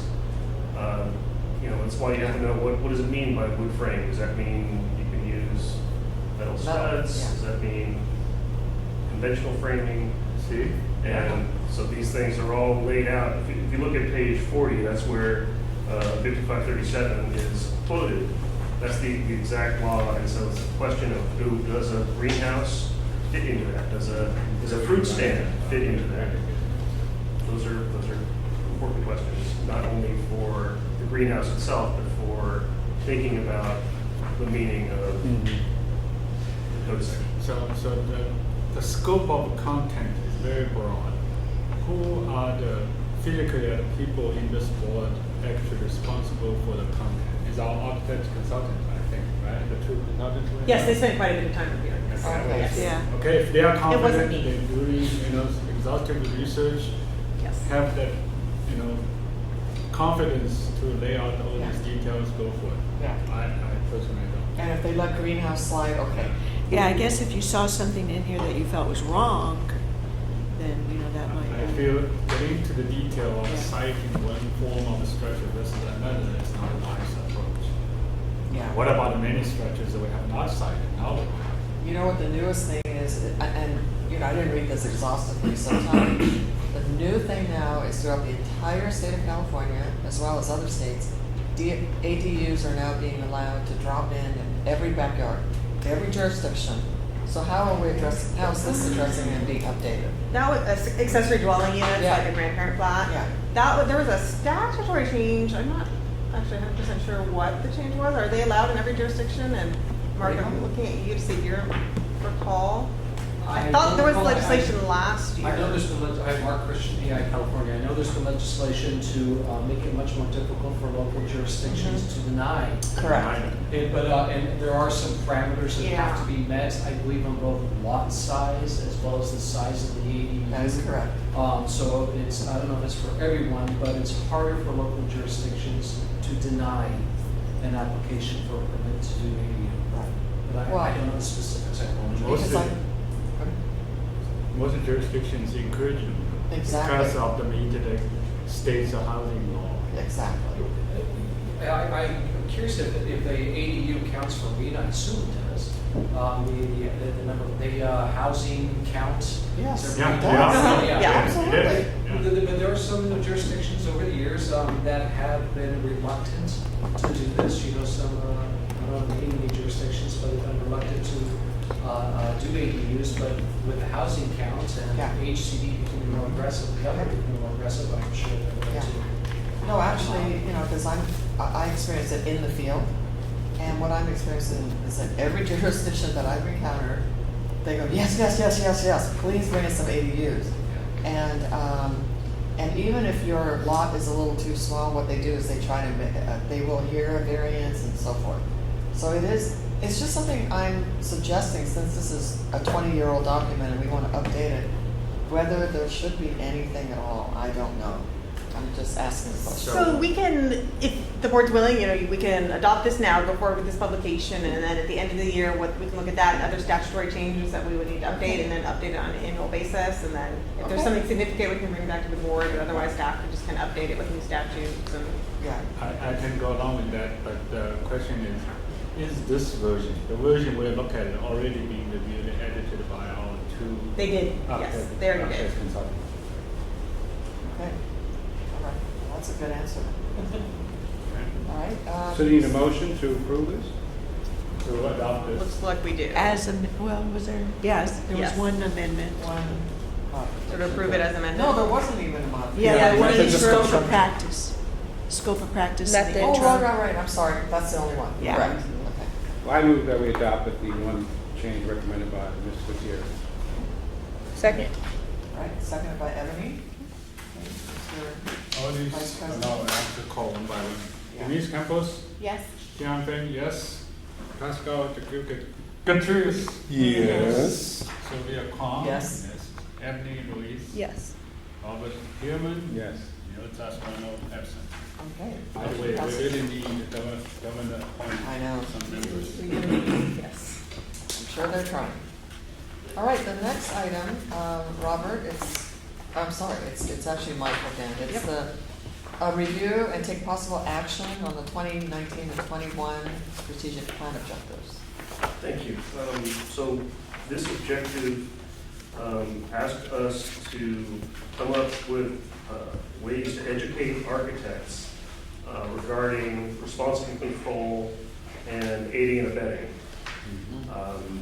We came up with the idea of publishing a informative bulletin, informational bulletin, maybe periodically, generally based on enforcement issues that come up over the year.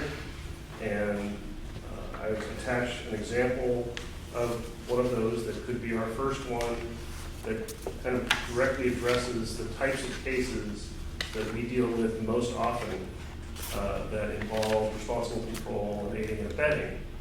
And those are where you have unlicensed people in a business relationship with a licensed architect, which they're allowed to do under the Park Practice Act, but then they take it a little bit farther and they start advertising on their own that they provide architectural services, or they might even name their business XYZ Architect. So these issues come up where under Practice Act, in order to use that sort of business name or description of services, you have to have a licensed architect and management control of all the designs. And if that's your only architect, then they have to be in responsible control and actually sign all of the designs, exempt or not, produced by that company. And that's something that we have seen abused quite a bit.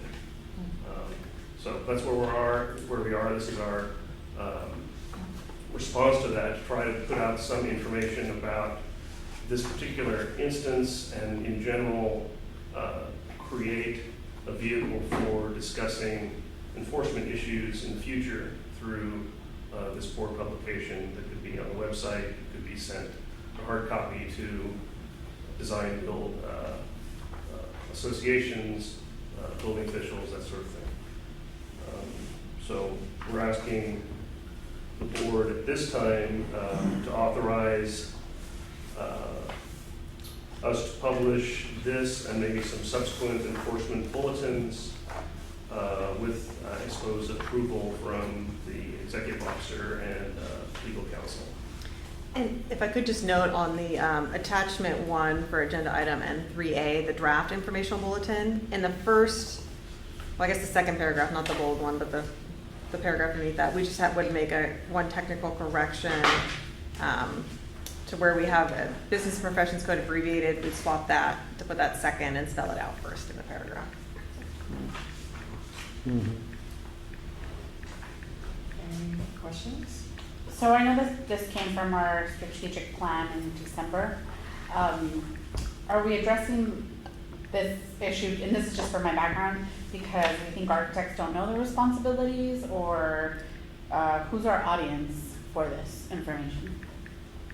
So specifically asked to educate architects, and I think the idea was that it is a difficult principle to nail down because there isn't a list. Like for the engineers, they have a little bit more clarity as to what their responsibilities are, whereas for an architect, it's a little more vague and global. So this is our way to address that is to present examples of what is and what isn't responsible control. Because we can't really define it any better than the code section that's quoted here, 5535.1. That amount of control. Yeah. Thank you. No, that's good. I think these case studies really do help and examples. Because I've heard, just, in practice over the past decades, I've heard so many different versions, out there on the street, like what constitutes a legitimate architectural firm. And you hear every combination you can possibly hear. Hopefully this will clarify it once and for all. That's one of the most common questions that we get, so that would be another target for one of these bulletins, I think. Absolutely. As well as I was discussing the limitations, the professional limitations on design. I think Marcus and I have been working on that already. Right. That's about time to What? Oh. She confused me coming in and then you're waving. I don't know who you're waving at. Okay, Pascal. Just a request, and that is that the committee's enforcement bulletins be included in the CAB's annual brief this year. Okay.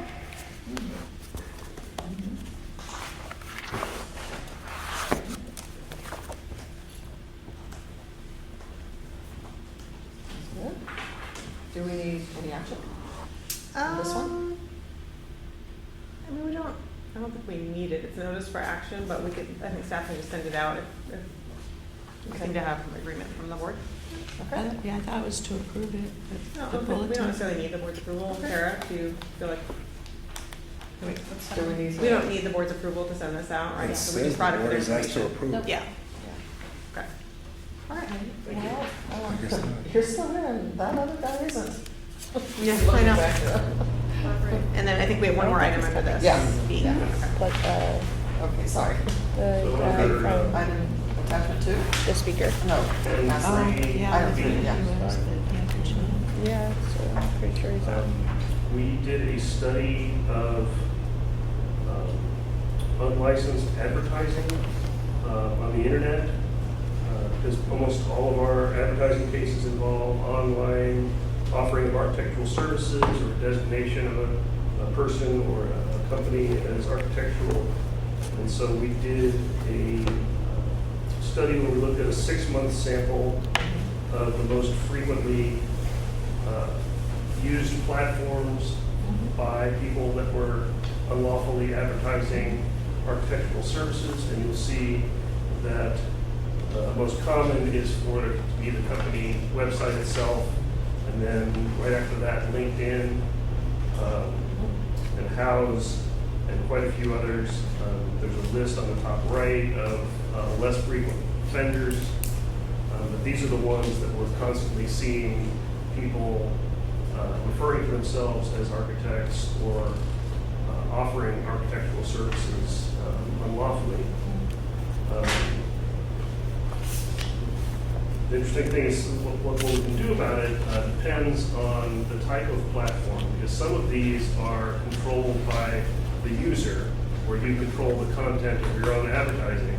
Some of them are kind of data harvesting robots, where they just go out and look at lists of people that are licensed or unlicensed or associated with architecture, and they just stick them in a category. So those are much more difficult for us to get changed. We can tell a person to cease and desist advertising in ways that they control, but we can't really tell Yelp to stop doing that, because they don't have legally responsibility for the content to that level. Right. So we've talked about what we can do in that area. And Can I add something? yes, please. The board also doesn't have authority to regulate Yelp and these internet websites.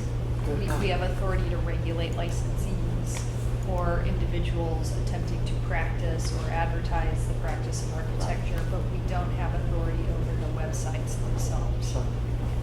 Just one questions. One is this is a massive counting job. How do you even do that?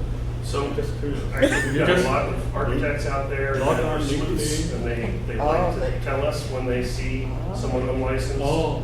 on the internet. And whenever we start looking at something, we find 5 more. And, So, and some of these that are indicated in the chart, there could be multiple websites involved in one instance, right, where they're involved in LinkedIn. Yeah. And then if you find yourself, how can you even trace down if this person is on Instagram, said he's architect, he does architecture consulting, how do you trace down? well, that's what my team does. We're very good at it. We do a good investigation, we find addresses, at the end, we could use Department of Investigation to help, but we haven't had to. Usually, these people are in business, so they want you to be able to find them at a certain level. Sure. So I should take it back. Do you just performed by staff, or we have to hire consultant to do this? Our staff. Mhm. Yeah, okay. Regular job, part-time job.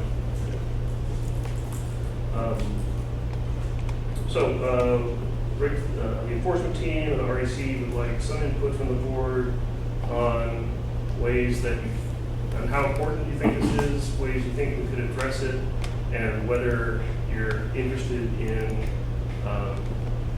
going to the point where we would require license numbers on advertising, because that would address a lot of these issues for the consumer, where we can't change what's on the website. We can't change what's being advertised, but we can tell the consumer if there's no license number that there's no architect.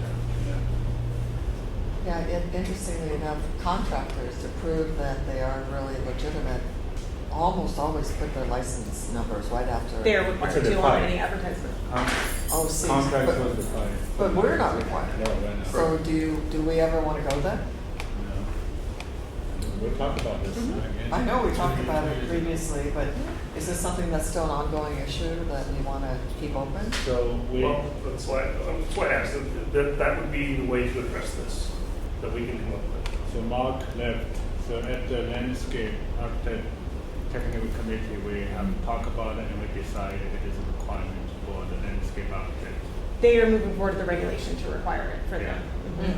So therefore, I mean, what's the sense? I'd like to hear from the architects in the room and the non-architects as to whether that would help you.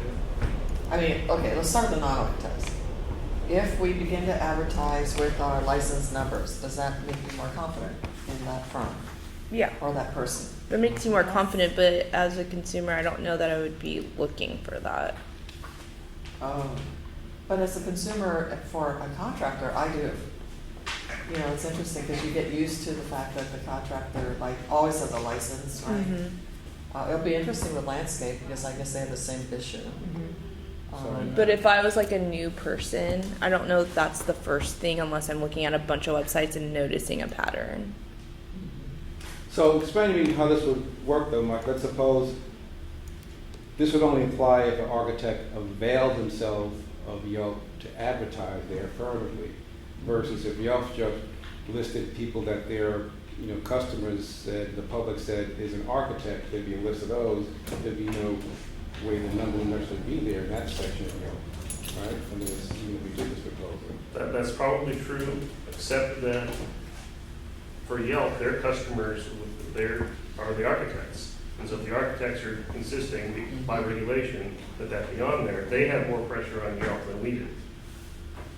Okay? Sure. Otherwise, the other part of it is we can tell the consumer to look for the license number. Yeah. And if they're going on Yelp and they don't see one, they can look for something where there is one. So But- that also puts pressure on Yelp to include license number where it applies. I don't know So that you we mean can. like if we have this requirement, architects who want to advertise on Yelp, if Yelp has a section of architects near me, they would put pressure on Yelp to exclude people who aren't putting their number down somehow. Or at least to allow them to put their number on. Yeah, allow them, yeah, but, okay. Okay. Yeah. I mean, Yeah, but I don't know that, can we tell people that they have to like put it on Yelp versus like what their website is?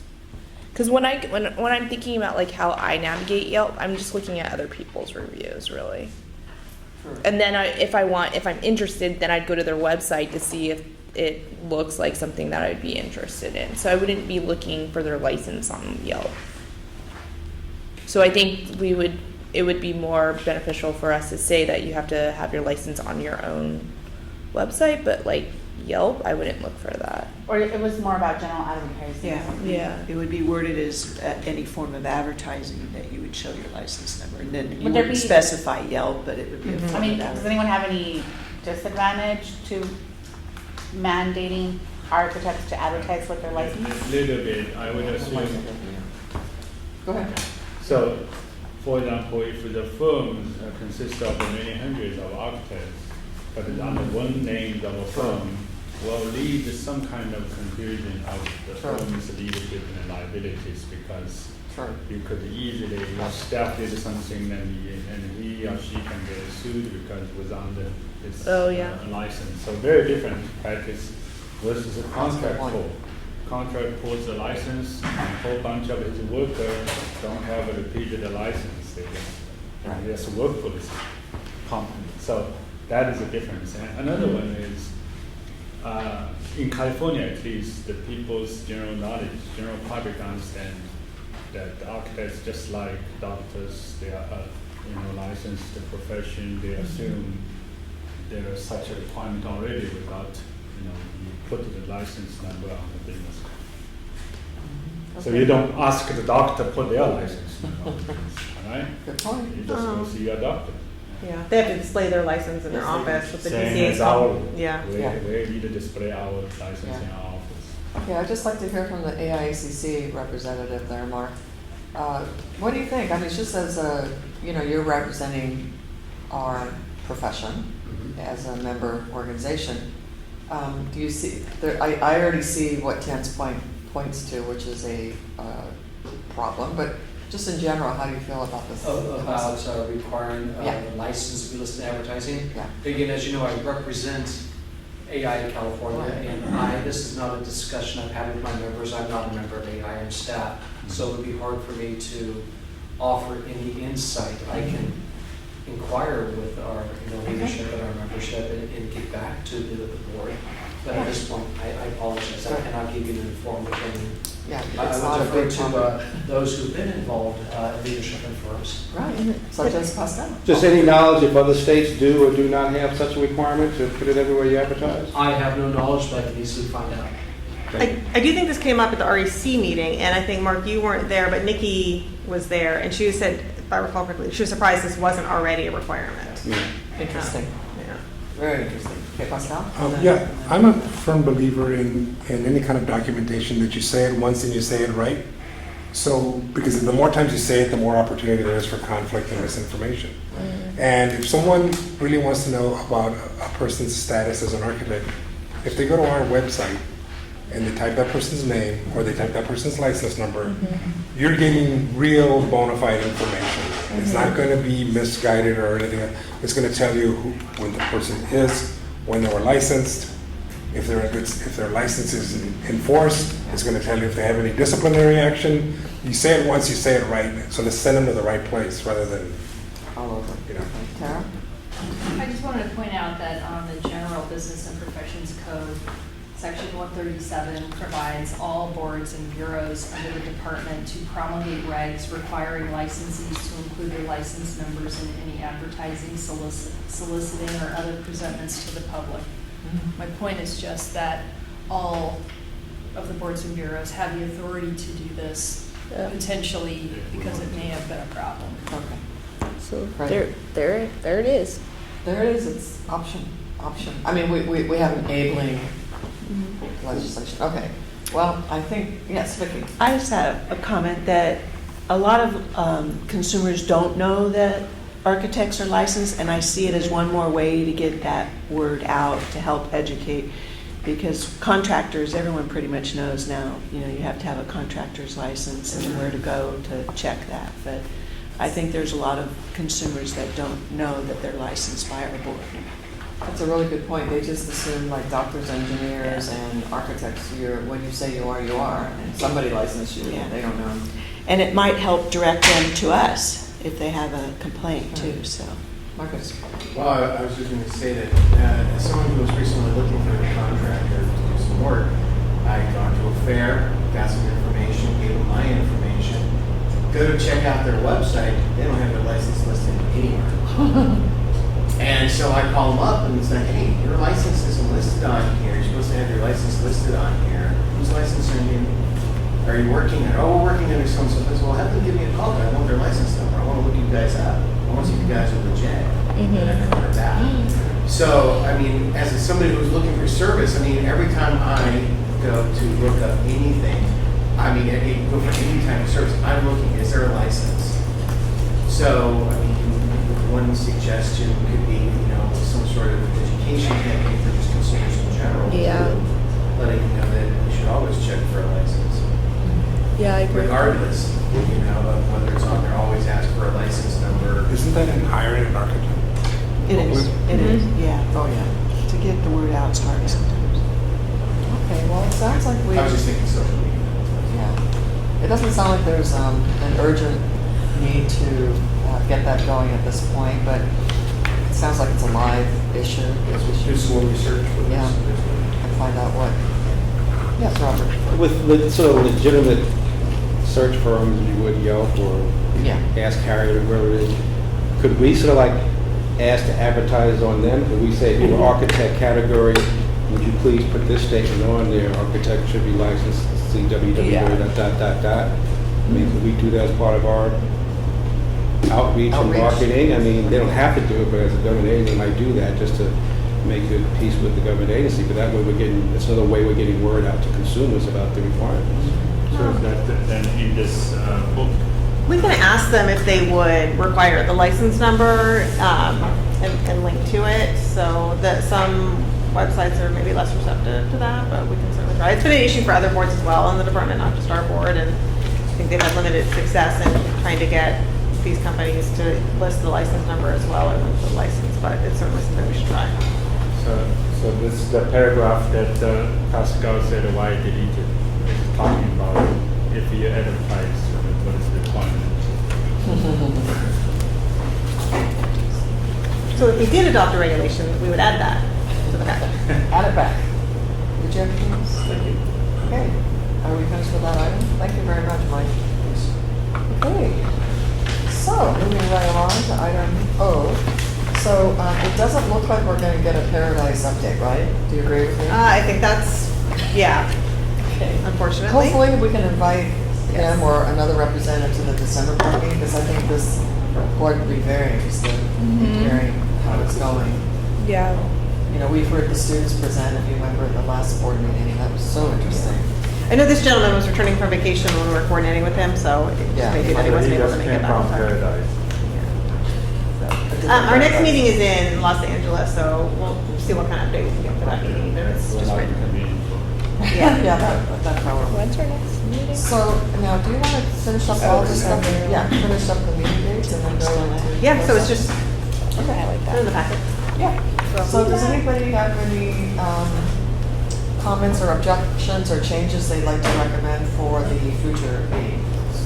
We, Yes. were we having another communications meeting? So it's not on here, but I was gonna follow up with Denise after to see what date we'd like to meet. Yeah, so I hadn't scheduled one in between the board meetings because I didn't have time, but we can do it before the December meeting if you want, or February, but I'll follow up individually on that. Yeah, we'll have one shortly. So this is, again, a one-day meeting, correct? So this is the Yes. plan. Mhm. Okay, it's gonna be in LA, and I know that we're, I can't remember where we're meeting during the day. Does anybody know? East Los Angeles Community College? There you go. Okay. Well, I hope it's as wonderful as it was here today. It's been, They try to compete with the Daniel's program on the show up next to sorry. big shoes to fill. Yes. If, for those of you that are commuting, you want to fly to Burbank if possible, Yeah. then take the train to Union Station, and then from Union Station, take the Gold Line to the end of the line, leaves you a couple of blocks from the college. Perfect. Or, if you're gonna rent a car, you can fly into Ontario, and then take the 60 freeway and get off a couple of blocks from the college. Great. Do not take the 10 freeway, do not fly to LAX. Whoever wants to ride the train can go along with me. Oh, I might. That's to do.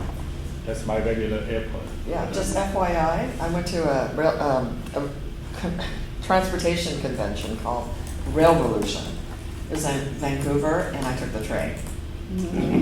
It was so, yeah, well, they dropped you off in Seattle, and you had to go on a bus after that, but it was still fine. And I had a little sleeping berth, and then they gave you like table service, three meals. It was just like the olden days. It's really cool. I would really recommend it. It's called Toast. You must have cut the meeting really I cut it short. short and flew back to be with you. Yes. Okay, so I think we're ready to go into closed session. And so I'd like to excuse everybody that's not in closed session. And we'll reconvene.